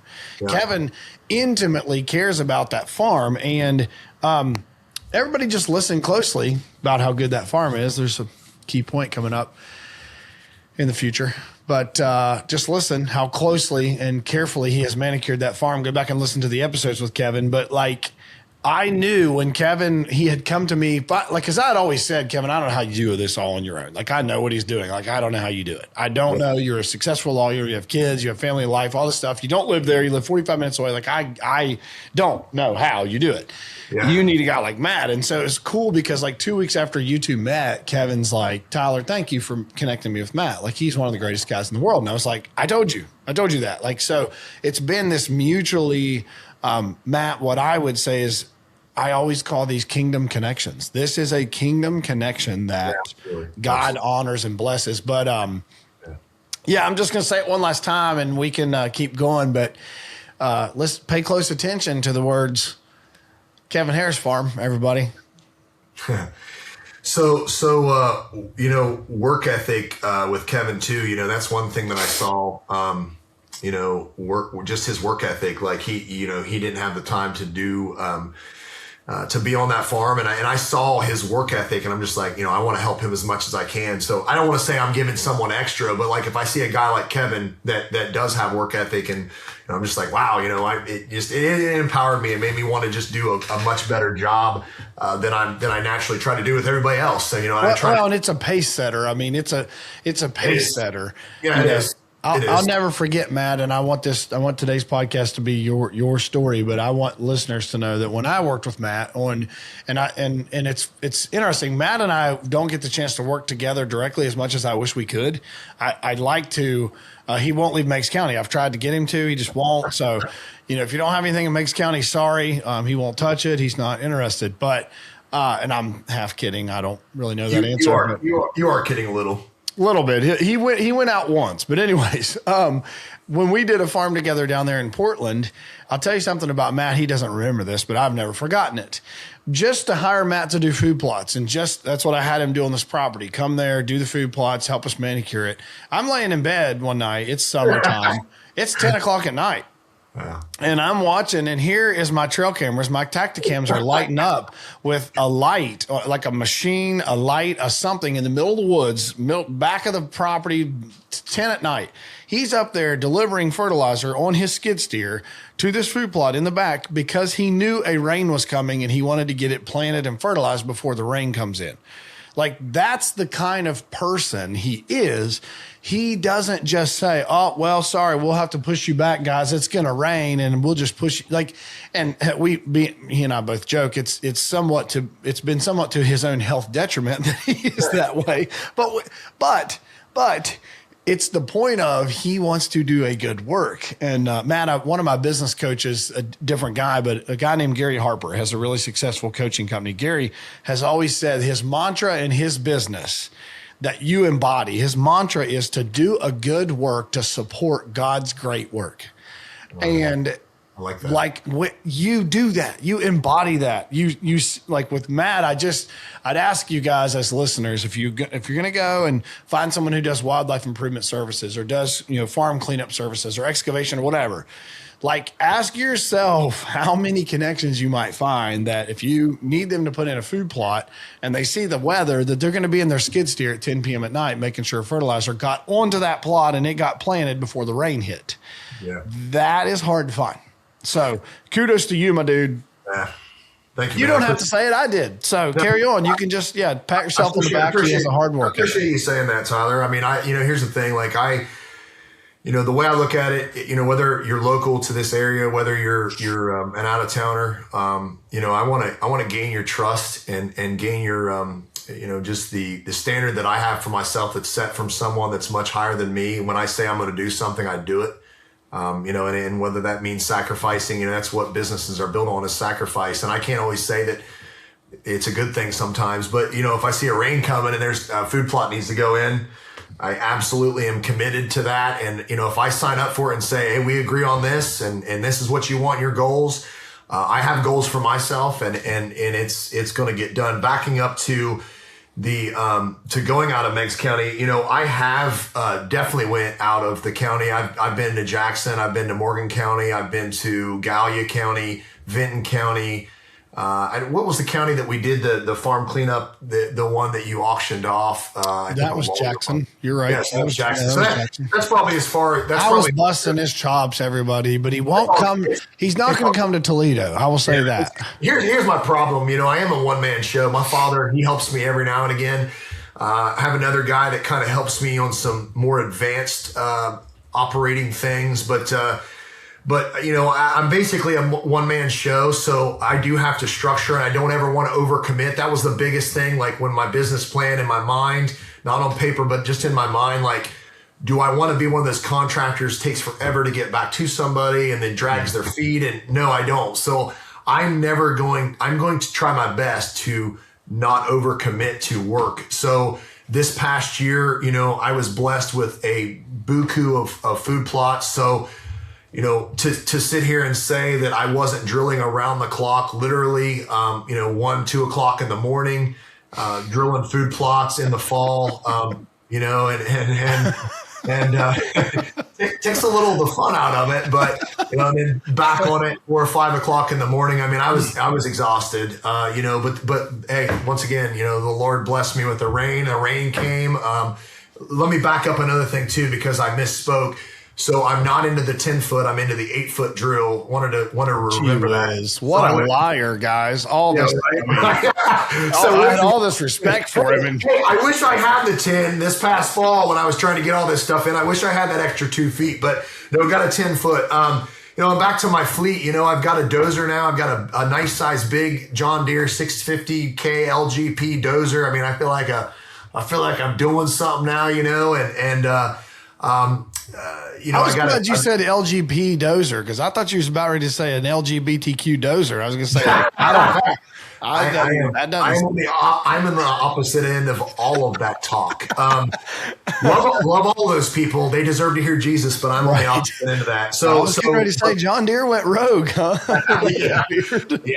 Well, anyway, so got a mulcher, skid steer, got a bunch of different attachments for the skid steer, got a little Traco, nice size Traco, 60 horse Traco. I want to back you up one more second before you jump into the who is the Matt Stewart, Stewart Springs, what all you have, because here's what my head's always drawn to, and my listeners are going to know where I'm going to go here. This is where I'm drawn, Matt, is in this season of exiting Foxes, let's say, and the sale, in my brain, I'm envisioning what I'm not good at in business is, like, if I pick something, I will shut down something and do the next thing. I don't really like land the plane with one and then take off the plane of the other. That's great. Did you kind of do this on the side? Like, hey, I think I can do this, and like, I'm going to flirt with it, and pizza, like I'm selling pizzas at night and doing food plots in the day, or, what did the middle ground look like to get to? Because as a listener and a potential business head here, if the listener is a business head, like, we always talk about grit, and there's one of my now friends, Josh Duncan, that I brought on. Josh talks about execution and grit. And, grit is what it takes to make sure you still do foxes, even though the first bank doesn't help. And, all these things. Did you kind of land one plane as the other one was taking off, or what did that look like? Yeah, great question. So, no. I went all in on Stewart Springs. Dude, this is why I knew we were boys. Yeah, so I structured my business deal on foxes to where, I needed to borrow the money for the Stewart Springs, so it's separate. Yep. My accountant's like, no, it's all together. In my mind, no, it's separate. This is my goal. This is my vision on this. I'm staying here. This is over here. This is over. So with the Stewart Springs, went and borrowed the money and thought, I need X to pay for Y, and we're going to hustle and do that every month. And I'll be honest with you, some of my savings were pulled that first 6 months. Actually, probably the first year. So I started that business in 21. July of 21 was my exit from Foxes, my transition to Stewart Springs. And I started pulling savings for probably the first until the next summer. Hold on. You mean it wasn't just like roses and like it just happened out of nowhere? You bought all this machinery and you made $600,000 the first year, and it was simple. No. Nothing ever broke down. You never had a problem? Never any of that. Nothing cupcakes and rainbows. So definitely took a lot of just, man, I'll tell you, connections. Here, let me say this too, with what you said a minute ago. That's a great, I love that you're captaining this ship. With Foxes, I was selling a product, so I could put people in place. So my stress and my energy went into managing all these people and my inventory and my profit loss sheets and all these things that I did enjoy kind of doing at that time. When Stewart Springs, it's all my time. So I don't have time to really do any. I had to go all in on it, and it's me. It's me being in the machine. And the reason why is I wanted to learn it. I wanted to learn how to do it. Well, I can't learn how to do that from watching a video. Like I have to put my rear end in the seat and run the machines and, spend thousands of hours. So it's muscle memory, just like anything else. So yeah, I ironclad. I mean, I was dialed in with Stewart Springs and, just made a lot of awesome connections and just, the Lord's blessing me, he's working behind the scenes on all these different people, putting all these people in my path and it is what it is today. Say your network is your net worth. It is. And here's the thing, like, I'll just say this, I'm not going to say, so I've got 6 individuals now, that have a bandwidth of land that stretches around 4,500 acres, that I do something on their farm. Whether it's just brush hogging, whether it's planting bare root trees, whether it's total, control over it and managing it. One individual lives out in California. Another one lives in Alabama, so I have a bunch of different, I have like Kevin, his farm, he's closer. He just doesn't have the time to get over here. And he, kind of babysits me on different things and says, hey, do this, this, and this. And, so I have this band of just this little band right here. I mean, I have so many other clients, but that the Lord's blessed me with, and aside from my Bobcat dealer relationship there, that I have that farm, but this bandwidth of these individuals that have 4,200 acres wrapped up, and just blessed and fortunate to be able to be on these properties. A lot of these properties are, once again, like I'm just like Kevin's, like, how can I help you? Your farm's like, awesome. Like, how can I even help you? And I think it's just playing out that day-to-day role in that time. So to jump back to your statement there, like, no, it was extremely difficult, extremely stressful, just like any business decision is. I feel like the more risk there is and the more things that you're putting up, hopefully the more rewarding it is. And am I lighting the world on fire? I'm not, but you know what I'm doing? I'm making connections. I'm building a lot of awesome relationships that I pray that go on until the day that the Lord calls me home. Yeah. That's where I've been blessed with. Am I making a ton of money? I'll be honest with you, I'm not. But I'm happy though, and I'm enjoying doing what I'm doing and meeting these people and getting to witness to them and testimony and sharing the gospel with them. And that's what's important to me.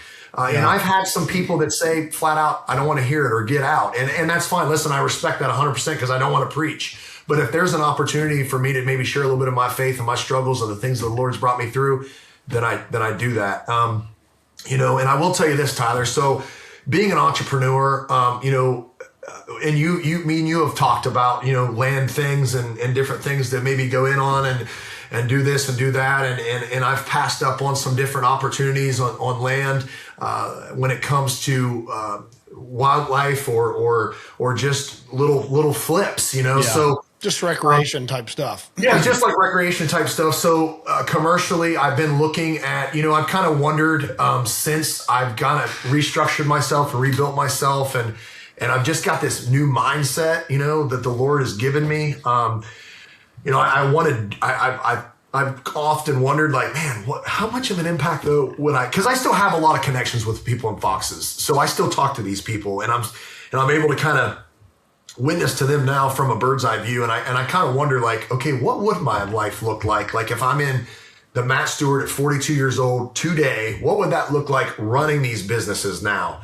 And I'll be honest with you, I've kind of wrestled with that a little bit because my two pizza places were successful and are successful. And I miss a lot of those interactions with those people. Yep. So with that being said, I'm sharing this because I've been looking at like doing another Foxes somewhere close by. I've always been intimidated by the Athens area. Athens is close to me. It's 10 to 15 minutes away. I've always been interested in that area. And this last year, I had a client that lived out the road from there, and I was going on my way to this property. And excuse me, I saw this property that was being cleared. It wasn't being cleared by me, which I was a little upset about. So see this property getting kind of doctored up, and then I was like, oh, there's something going to go there. That's kind of cool. The highway hadn't started yet. 33 bypass hadn't, or 33 expansion hadn't started yet.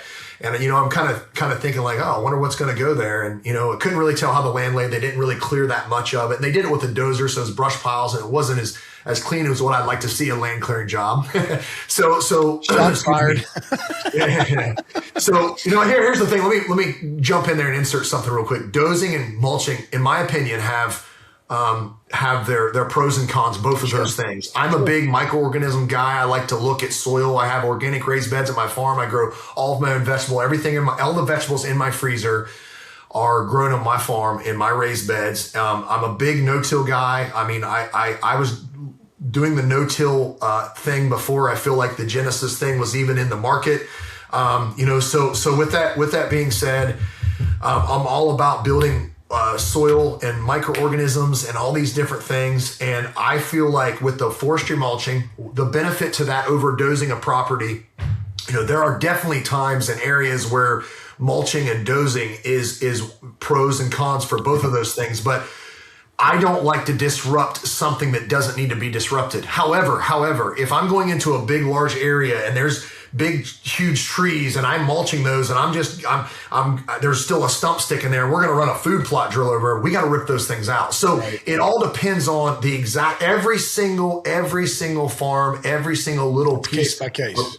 Case, exactly. So I feel like, that's why I bought the dozer, because I wanted to be able to not have to rent it. I don't like to rent the machinery. I want to own it. I want it to be me. I want to be able to go get it when I want it. I want it to be there, have my logo on there. It's on me, So with that being said, I feel like there's different areas where we need to doze. There's different areas where we can get by with just forestry mulching and building that organic ladder. Listen, I encourage you to do your research, but a lot of people out there don't realize. I had a guy tell me one time, I had this excavator that he told me that if I forestry mulch, it was going to mess with my pH. Well, I've been doing research since then, and actually forestry mulching can actually raise your pH, and it's also adding organic matter to the microbes and all the things that's making plants and all these things grow. It's putting a layer of organic matter on top of there, and it actually has proven to raise pH. So a lot of the soil in our area, we're blessed with red clay. Our soil pHs are usually between 4.9 to 6.2. Is that, if I'm walking into a farm, nothing's ever been done, it's that pH, okay? pH is so important because we want that close to neutral. So all of the nutrients and all the things that we're putting into those farms and those plots, it's being absorbed by those plants. We want, if we're spending $400 an acre on fertilizer, on triple nitrogen fertilizer, we want all of that fertilizer going into those plants. So if you don't have a good, solid, neutral pH, those things are not being absorbed into those plants, and you can't get the best bang for your buck. A testimony, one of my testimony farms is not just my farm, but my Bobcat dealer's farm. We started off with extremely horrible pH, and he bought into my system of putting agricultural lime, not pellet lime, because there is a difference, and building that soil up. And, we wanted to get that soil prepped because it takes a lot more energy and nutrients to grow alfalfa than it does clover. So that's what he wanted in there. That's what we decided on. So those goals were a little higher than the clover. So redirect me here. Where were we going? Well, we were talking about you had seen this land clearing, but I want to give a. Yeah. And it wasn't clear, but hold on, Dad. Hold on. You guys can't tell Matt's passionate about what he does or anything. He's not just going to sell you I can doze you a 1/4 acre plot on a cliff hillside in rock, because that's what you wanted. He's clearly going to tell you, hey, from a holistic perspective, here's how we're going to get to what is begin with the end in mind. How do we get to what you want to be at? So you saw something being cleared. And by the way, everybody, Matt and I talked 2 days ago, and if I think he's going to say what he's about to say, I think he wasn't going to say this 2 days ago, but apparently he is. So I am. So I've just been praying about it, and the hardest thing was finding the property and what I was going to do with it, kind of keeping it hush hush. But it's kind of out there. It's getting out here, getting out there in the general community now, and I've had some people start to ask me about it. I had a guy after church yesterday ask me about it in public in a public setting. So I'm just kind of like whatever. So so I was looking at this property. I saw it. I saw it come up on the realtor's website. I'm one of those guys. I am one of those guys that's guilty of looking at Zillow at 11 o'clock at night, and I know a lot of fellas out there like that. So come across this property. Notice it's for sale. Big price tag on it. Very intimidated by the price. I go up and look at this property. This journey starts back last January of 25. Start looking at this property, called the realtor, kind of told him a little bit about myself, my background, and what I'm kind of thinking about doing. I walk on it, and it's kind of zoned in the listing as commercial. So I said, can I walk on it? I walk on the property. I'm talking to Jesus about the whole time, like, hey, if this is right, just make my path straight. First of all, allow me, if I do get it, bring glory back to your name somehow, some way. And I've got a plan for that. Well, he's got a plan that he's helping me through. So with that being said, walked the property, just liked it, just liked how it laid. Started finding out, looking at some of the plans, of how the highway was going to go through and some different things. And, it took 6 months to buy it. There was a lot of things behind the scenes that I had to overcome and kind of research and do. So there's a piece of property going up 33. It's on the Pleasanton Road exit. It's 5-6 miles outside of Athens. Originally I thought about I want a gas station to go there. Don't have any experience at all in the gas business. 9 months ago, I didn't know much about the gas business. I know a heck of a lot more about it today.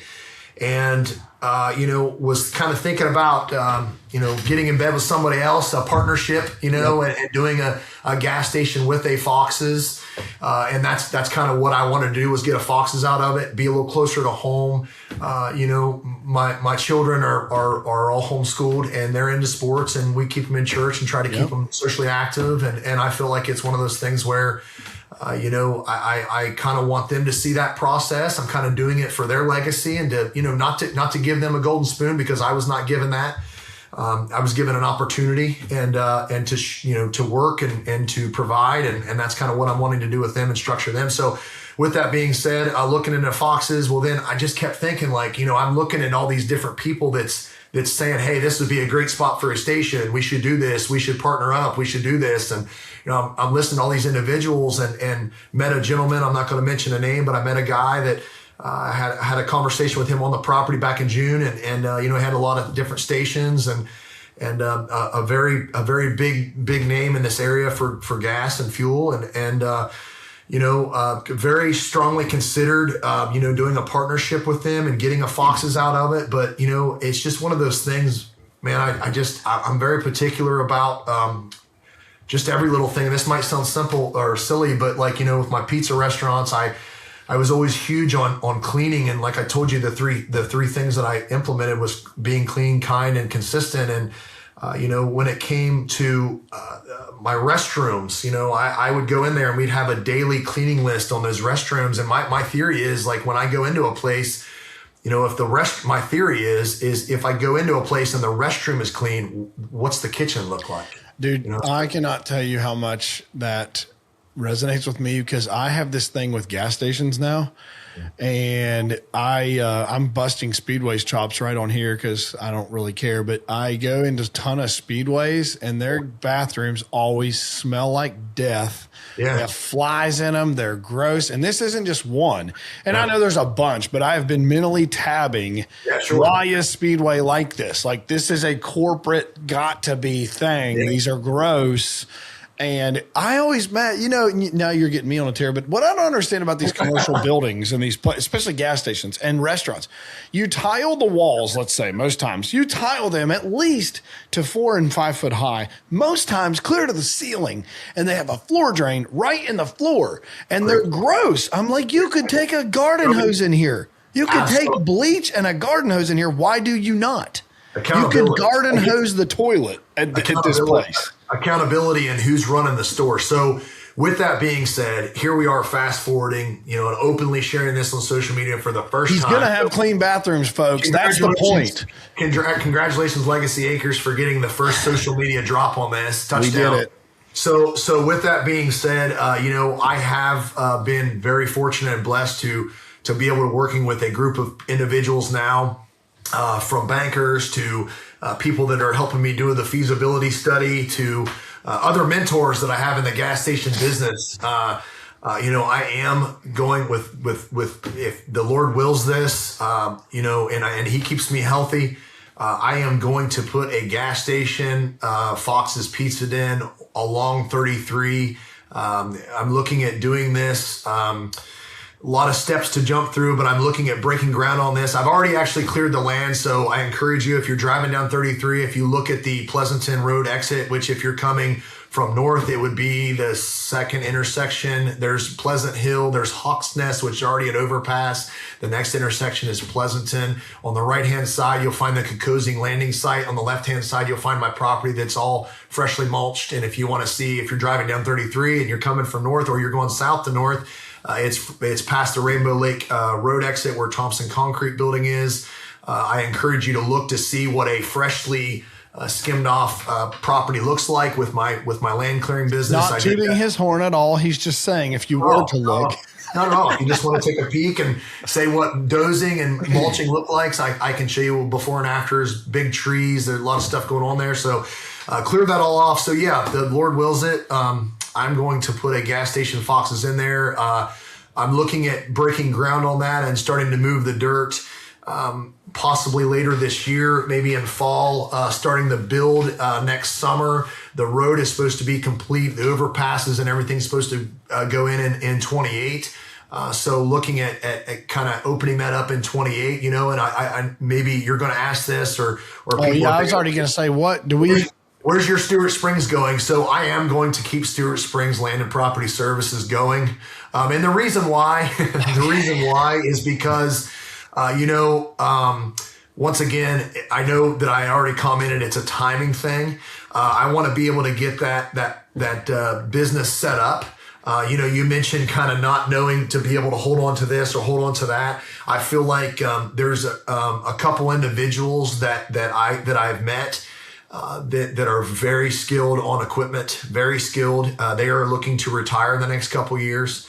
And, I feel like I want to still be in control of that business and be able to go out and meet clients and set up jobs and still have the passion that I have for Stewart Springs and the land. And then just be able to have those guys implement those plans. And again, it's going to have to be one of those things, just like my other businesses, they're going to have to buy into my system. and the things that I want to help people with.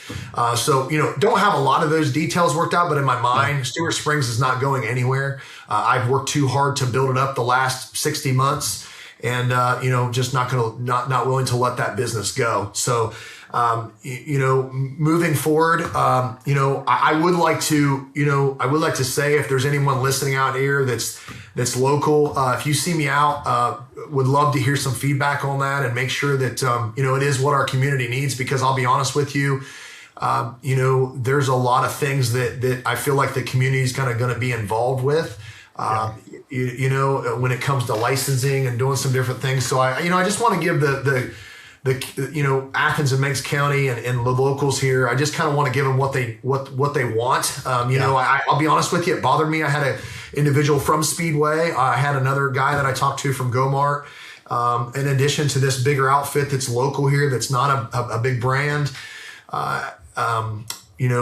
I had them kind of reach out to me, and I don't know, I just didn't feel, I just felt like, what's their morals? What's their, where are they going to take this thing? Are they going to have is it just going to be some slum station? And I'm not knocking on any of those places, but I feel like if I can get in there and I can put my work ethic behind it and my principles, my 3 easy principles of being clean, being kind, and being consistent, I feel like it would be a local success. And I feel like it's an opportunity. Look, when I'm driving from my farm to Athens County or Hocking County even, and I'm driving, I've got equipment. There is no place to stop and get fuel when I'm pulling my rig. I can't, there's no place to turn it. I mean, for anyone listening that's not local-ish or regional-ish, this is currently a 2-lane that's 55, and it's expanding to a 4-lane right where he's talking about. It's between Athens, which is where Ohio University is, and down towards the river. If you take 33 and you're headed south, the locals call this Super 2, but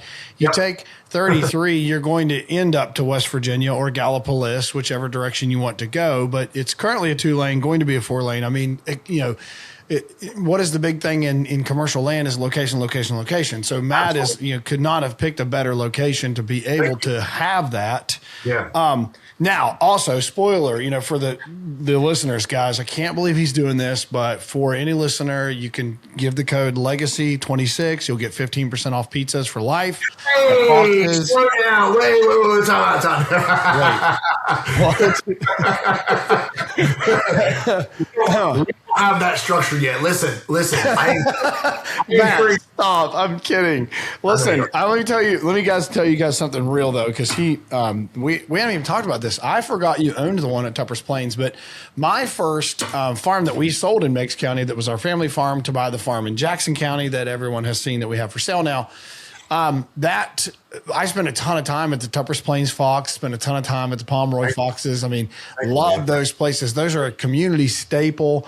And Matt, if I even have this right, crazy little remembrance-ism here, but was there a struggle, I think, with getting the alcohol license or something at the Tuppers Plains location or something? I remember being in there and you couldn't sell alcohol or something. And everyone was like, we're going to go to Pomeroy, or I don't know, something like that. Yeah, so that township up there is wet, so that means that you can sell alcohol in that town, but there's no dine-in beer license. So there it is. Okay, I knew there was something weird. You could buy it there and take it out. Correct. Yeah, you couldn't drink it there though. And I always thought, man, that is something interesting. Well, I don't want to get us off track here. There's Matt, you're the first guy that we've gone an hour and 40 minutes in, and I haven't steered us to any kind of other content, but this content has been what God wanted. I think if you listen to other, guests that I've had and people that continue to listen to this podcast will know there is always a trending theme that through anything like this, where we're talking about what most would label as a success path, in any of those conversations, there's deep, deep trenches of failures and adjustments and try, fail, adjust, and grit and execution. Every single story that I have come on here and talk about a business path has had crazy pitfalls in it. And yours is no different. And mine has been no different. And all the other people, and what it's been good and therapeutic for me to hear and listen through is that it's just like God promised in his word that like he never said there would not be trouble in this world. My favorite verse is, it's behind me if I can find it somewhere, but John 16:33, for I assure you, you will find trouble in this world, but take heart, I have overcome the world. And you just like, it's like, I constantly have to remind myself that it shouldn't surprise me when we see issue in the world, or when we see issue in how we have to run our lives, or we see issue in, gosh, getting my business up and off the ground hasn't been the easiest thing I've ever done. And it must not be of God, because there's been some struggle here. It just must not be meant to be. Back to your banking scenario. Well, hey, that first loan fell through, so it must just not be. But God didn't give you the peace in your spirit that it must not be. Yeah. He commands us to continue to walk by faith, not stop, walk by faith. You don't have to know where you're going. You don't have to always know all the answers. You don't have to always know where you're headed. Isn't it amazing? He doesn't allow us to know where we're always headed, but he commands us to walk by faith. And so your story, it has been really just therapeutic to hear. I want to just like normalize this, the wording of this, and normalize is the wrong word, but dumb down this intricate pathway we've talked about. Let's dumb it down to this. Dude starts a business, builds a successful business, has multiple locations for said successful business, has a season in his life where God says, hey, I have something new for you, and I'm putting a new yearning into you. I'm putting a new well within you, sells said successful business, starts another now successful business, has that yearning. Now in yearning 3.0, we are in season 3. And Matt, the thing that I love that God does for us is that, as exhausting as I feel like it is sometimes that we think, for me, I'm always like, do I ever get to settle down? Like, do I ever get to slow down? Will I ever? Like, I don't know what it looks like. That seems like, I feel like I'm allergic to that. I don't know. But what you embody that I've been taught through time is that when we go chase our dreams, other people's blessings they've been praying for get to be uncovered, because Matt's chasing a dream that someone will be employed at his fuel station and New Foxes. There'll be employees there that have been asking for stability and been asking for the opportunity for work and for things to make an impact to their family, because Matt chased the dream. Matt doesn't chase a dream, that doesn't happen for them. And that some would argue like, oh, that's a little bit of a silly tie. It is real for me. Like, it ties home for me very really. That it is. It's very real. And I know you have employees, Tyler, but I can just tell you this, like, I look back at like some of, not just the clients with Stewart Springs, but I look back at Foxes and some of those people that, come from broken homes and come from no father figure and come from all these different things. So I'm not just talking about a financial help, but I'm talking about, a mentorship and listen, I'm a C+ hillbilly from Rutland, Ohio. But I went through things. I'm not afraid to talk about them. And, I love my neighbor, and I try to implement that. I try to show that in everything that I do. And that's, listen, if you guys, I encourage you once again to go listen to that podcast. There's a lot of things that I don't have time to share on here today, that have been, when it comes to anger and bar fighting and different things like that. I mean, I went through a lot of things when I was younger, and a lot of things even before, around the time of the jail and all that stuff goes on. So I encourage you to listen to that and just how God can transform us and just to be able to bless other people. Just to Tyler's point there, like, I'm just thinking about, I always try to picture myself whenever, I'd walk into my pizza shop, the person back there doing the dishes, the ones up there taking orders, the waitress is out front, just trying to put myself in their shoes. Like, hey, I know they got 4 kids at home. I know they're a single parent, like trying to just show them empathy and sympathy, but then also showing them that, look, it's not easy. Like I'm working the same as you are. I'm going back and doing dishes the same as you are. So I think, when we can show those things and those qualities and those traits to our staff, I think it blesses them beyond just financial stuff. I think it gives them an example maybe. So to your point, I couldn't agree with you more on my dreams, and the things that I'm working towards are going to bless other people. I'm absolutely 100%. So. Well, and just that you just talked about the idea that, you can show empathy and sympathy and grace, but it's just points to how God operated. And one of my favorite, one of my best friends, West Virginia pastor, that was my pastor when we lived there. He talked about this idea of grace and truth, and God would operate in 100% grace, but 100% truth. And, we all go to the story of the woman at the well, and how they all encounter the woman at the well, and, they catch her in adultery and sin. And he finally, what does he say? You without sin cast the first stone, right? He addresses the crowd first. But the second thing that I think is where people forget the power of the story is that first it was, hey, you without sin cast the first stone. So, all right, all of you be quiet. What's he say next? He turns to her, and I believe my own version of this is that they have a conversation, and he says, I have forgiven you for what you've done. Now go and sin no more. I've given you the grace to forgive you. I've given you the grace to not stone you and chastise you in front of this crowd. I've given you the grace to know that you're capable of better. And now I'm operating in truth, and I'm depositing truth into you that you can go and sin no more. And in business and in life and all these things, like, it's so applicable to me that we can operate with clarity and truth and empathy in the workplace, but with clarity that it is truth speaking when we address a clear path for someone to be successful in their role. And dude, this has been pretty wild. We thought we would get on EHD. We thought we'd get on how you guys hire Matt. But I think what God had planned here, and Matt, I would like to do kind of a sequel to this if we can.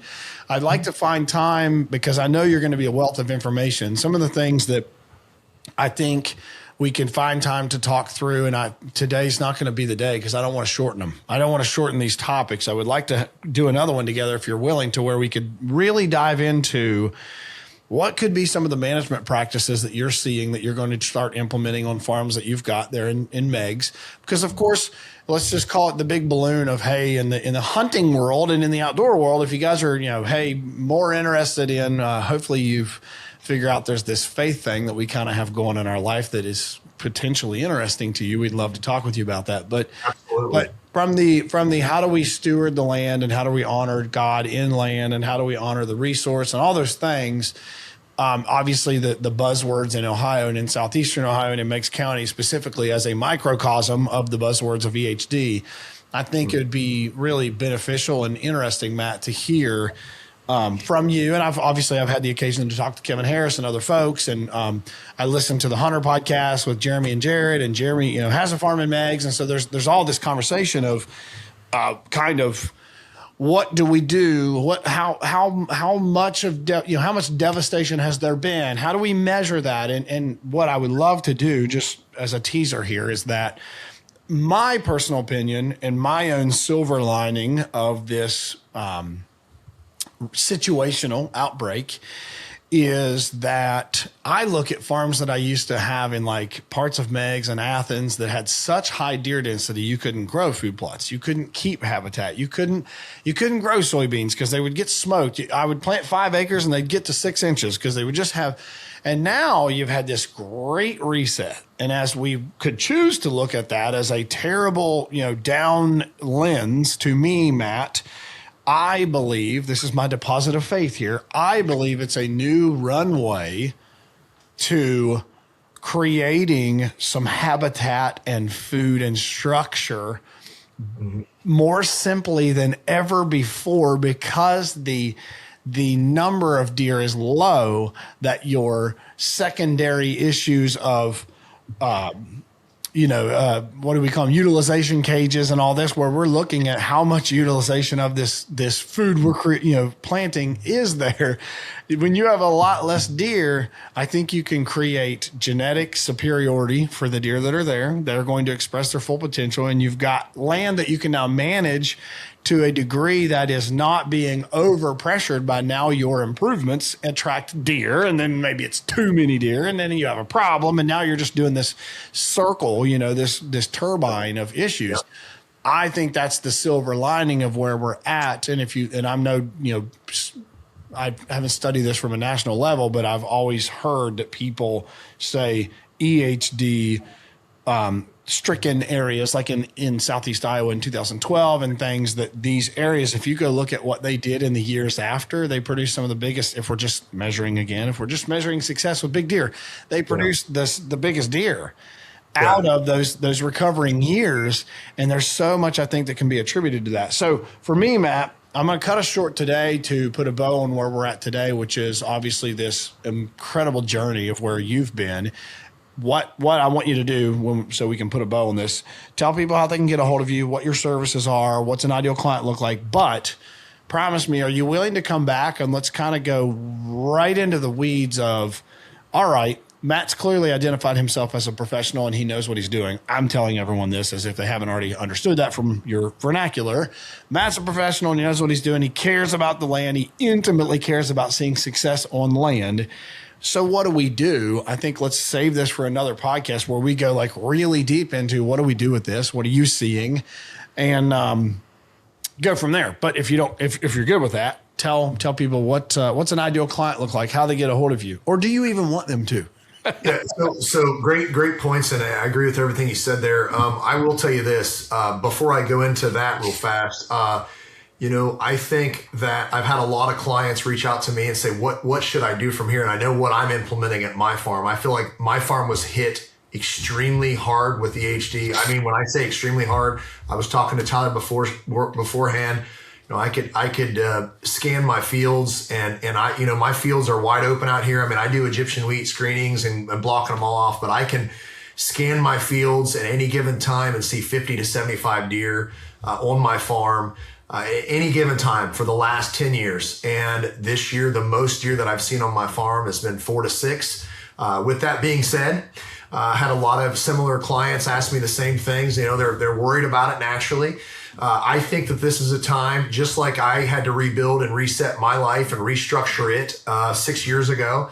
I feel like this is a perfect time to do that. I feel like there's so many different things. Listen, this land is going, God has designed our land and our property, and he made the heavens and the earth thousands, whatever you want to believe, years ago. And I just totally believe that he is going to bless us down the road. I think that this is a perfect time to go back in, maybe come up with we don't have to revise or restructure the plan, but a revision of it. I'll be honest with you. I have did a lot of work with bare root tree planting. I know the impacts and the browse and the different things that go on with that process and how hard it is to get some of the fruit trees established, some of the legacy trees that we want to leave. That's what I was just going to say. Like, how hard is it to plant trees when you have 60 deer? And I tube all my trees, but I got a product called Plant Skid that I spray on those to keep the deer off on my pines. And I'm thinking about white oaks mainly because white oaks are going to take the longest. I'm planting these for my great grandchildren, essentially. So, with all those things to get started, I just think that this is a good time to revise that plan and to think, hey, there's things that I want to work, places and areas that I want to improve my farm and take my farm. Now's a perfect time to do that because, like I told Kevin, I've had a lot of talks with Kevin and, just all the work that he's put into his place over the last 20 years. I told him in the very beginning, I was like, here's the thing. We keep working on your place. You keep doing your things that you're doing and you keep structuring it the way you are. These deer are going to come back, and guess what? You're already going to have your haven is still going to be here. And it's the same way with a new farm or an existing farm. I just feel like now is the time that we rebuild and we get set up for the next 24 to 60 months or whatever it's going to take us to I will say this, I don't want to scare people from still coming and looking at properties and doing this around this area. There are certain areas that I personally feel like that have been affected way more than others. My farm was a farm that was hit really hard. There's other people that I feel like they haven't been impacted as much. So I feel like it's very spotty. So, once again, I've got a big, I don't mean to cut you off, Matt. I've got a big real estate twist to what I think EHD will do to the market. And I'm going to save that. We'll put it on our next podcast. But I think that if we only focus on what the negative aspects of EHD have been, or have been for the area, if we only focus on that, we're going to miss what this is going to do for the market. And just the little teaser that I'll give is that this isn't going to lower the price of land, but it is going to lower the buyers, the interest of people in that area.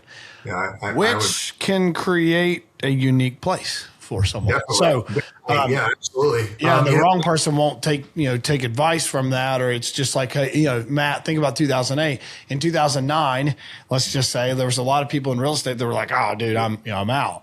I know some of the people that got the wealthiest and cleaned house was in 2009. They started buying stuff. And I am not saying that the prices of land is going to go down. I'm saying that the buyers are going to point their eyes elsewhere, and that's when you can lock in. That's all I'm saying. Tyler, I mean, the thing about it is look at what I commented there earlier. I feel like, sometimes when there's the biggest risk, that's when the biggest rewards happen, when you have a bigger risk, and we didn't even go into this, but I'll just be honest, and we could maybe put this as a topic later about baiting, that we didn't get a chance to talk to, but I have a lot of things that I'd like to say about that. I don't feel like now's the time because we don't have enough time.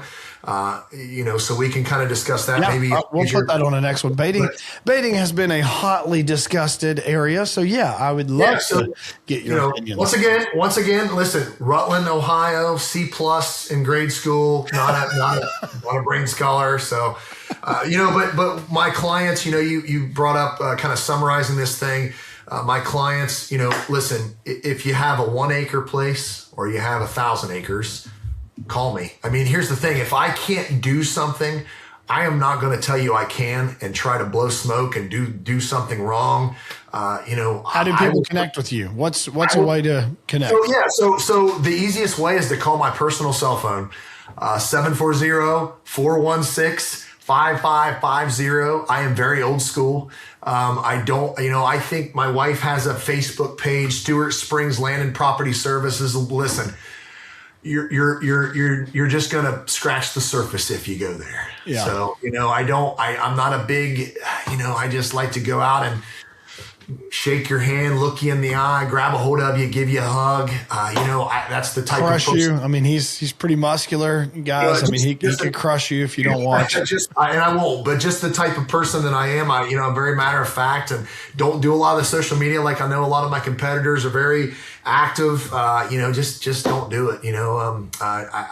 The Lord's blessed me the way He's blessed me, and I'm going to keep rolling with this. So you can go and do that number. You are going to find another alternative phone number, 740-508-7400. I don't always have that phone on me. That's my work phone for advertising, but I'm advertising my personal cell. Listen, yep. I want to share this with you to kind of wrap things up. If I have your blessing on this, those are ways you can call me. Listen, if you don't know who the creator of the universe is, and you'd like to have a discussion and kind of look at where I've came to in the place that I am sitting here today as a follower of Jesus, and the doubts that I've had in my life, the biblical people that I've looked at in the Bible that had proven and showed to me that God's redemption is ongoing and He uses broken people to do very big things. If you want to have that conversation with me, listen, you don't have to give me a dime. And I'll say this, as much as I like selling something, Romans 6:23 says this: the wages of sin are death, but the free gift of salvation comes in Christ Jesus our Lord. And I just want to say that it's free. It costs you absolutely nothing, and it costs you absolutely nothing to call me and like to have a conversation about that. Be happy to talk with anyone about my faith and who I'm serving. So that's all I got for you, brother. That's all the preaching I want to do. Amen. No, I mean, this is definitely not a topic that I dance around. I told you that up front. And if I can't honor God with what I'm trying to do with His land and empowering people to go on the journey to buying land, or empower people to being better stewards of their own land, empower them to see the dream as a reality for themselves, then I'm not doing my part. And so don't tiptoe around it. If you're interested or you're curious, or anything of Matt's story has resonated with you, or it's been something that you found you'd like to talk deeper on, give him a call. Give him a buzz. Give him your number one more time, 740. 416-5550. 416-5550. Pretty easy to remember. So we're going to bring you back, Matt, and talk deerisms and get into the trenches and into the dirt and get into getting our hands dirty in some freshly mulched soil. Okay. Let's bring you back and talk EHD and talk no-till and talk baiting and talk long-term management and fruit trees and all the stuff. Deer herd health management as well goes into that with that baiting. I feel like that's connected. Everybody don't give it away. We'll be back, everybody. I'm just still teasing, man. He's already shooting. Yeah, he's already shots fired. Yeah, we'll get into that together for sure.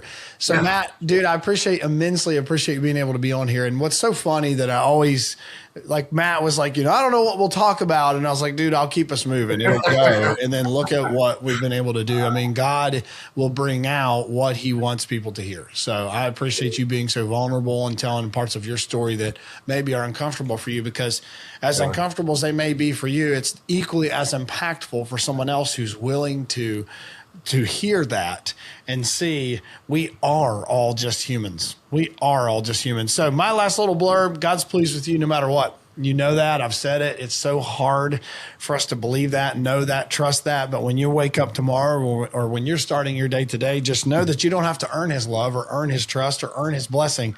He freely gave it. You just have to accept and walk in newness of life. You do. You have to accept it. And it is so empowering knowing that for all the trouble that we may find in this world, or the trouble we may find in business, or trouble we may find in family or marriage, or whatever it is that you find yourself plagued with, he overcame it all. And he's pleased with you where you are at on that journey, no matter how dark or beautiful that piece may be. Let him preach, baby. Let him preach. Let's go. Thank you so much for everybody for being here. Happy 2026. We've had kind of a cool journey here, but I'll be honest, I'm more excited about 26 than I was 25. I think we're headed into some really, really, really great things, and I couldn't be more excited to go get after it. So that's what I've got to do right when I get done with this podcast. I'm headed directly out the door and off to look at some dirt. So thank you for being with Matt and I. Matt, thank you for being on here with us. Thank you so much for having me. And I'm going to do the same thing. I got to get a little farm and go do a little bit of TLC work. It's actually ironically Kevin Harris's place. Let's go. Kevin doesn't do any work to his farm, does he? He doesn't do any improvements or anything. Yeah, he does some good stuff. But man, listen, I do want to say to anybody listening out there, definitely a happy, healthy, prosperous new year for everyone. And, let's look at it this way. Tyler's Legacy Acres, he's looking at legacy as land. But what kind of legacy are you leaving behind spiritually and physically? Tyler, can't thank you enough for the connections that you've given to me. And, having me on your podcast. I'll be honest, super nervous and anxious about public speaking and social anxiety. And, learned real quick that I was going to have to kind of shake that early on. But thank you so much for having me. For sure. I can't thank you enough, and wish you and your business all the success, and look forward to staying in contact with you in the future. Likewise. And for our listeners, obviously we're both open books. Get a hold of us if you've got questions. Absolutely. And that's going to do it for this week's episode of Legacy Through Land. We'll see y'all later. Peace. And that's going to wrap up this week's episode. If you're finding value in this content, we'd love to hear from you. It'd mean a lot if you could share with us how this podcast is helping you on your journey, and let us know of any topics you'd like us to cover in the future. Be sure to connect with us on all social platforms at Legacy Acres Land Co. and subscribe to stay updated on when new episodes drop. We hope you've enjoyed this week's episode of the Legacy Through Land podcast, and we'll see you next week.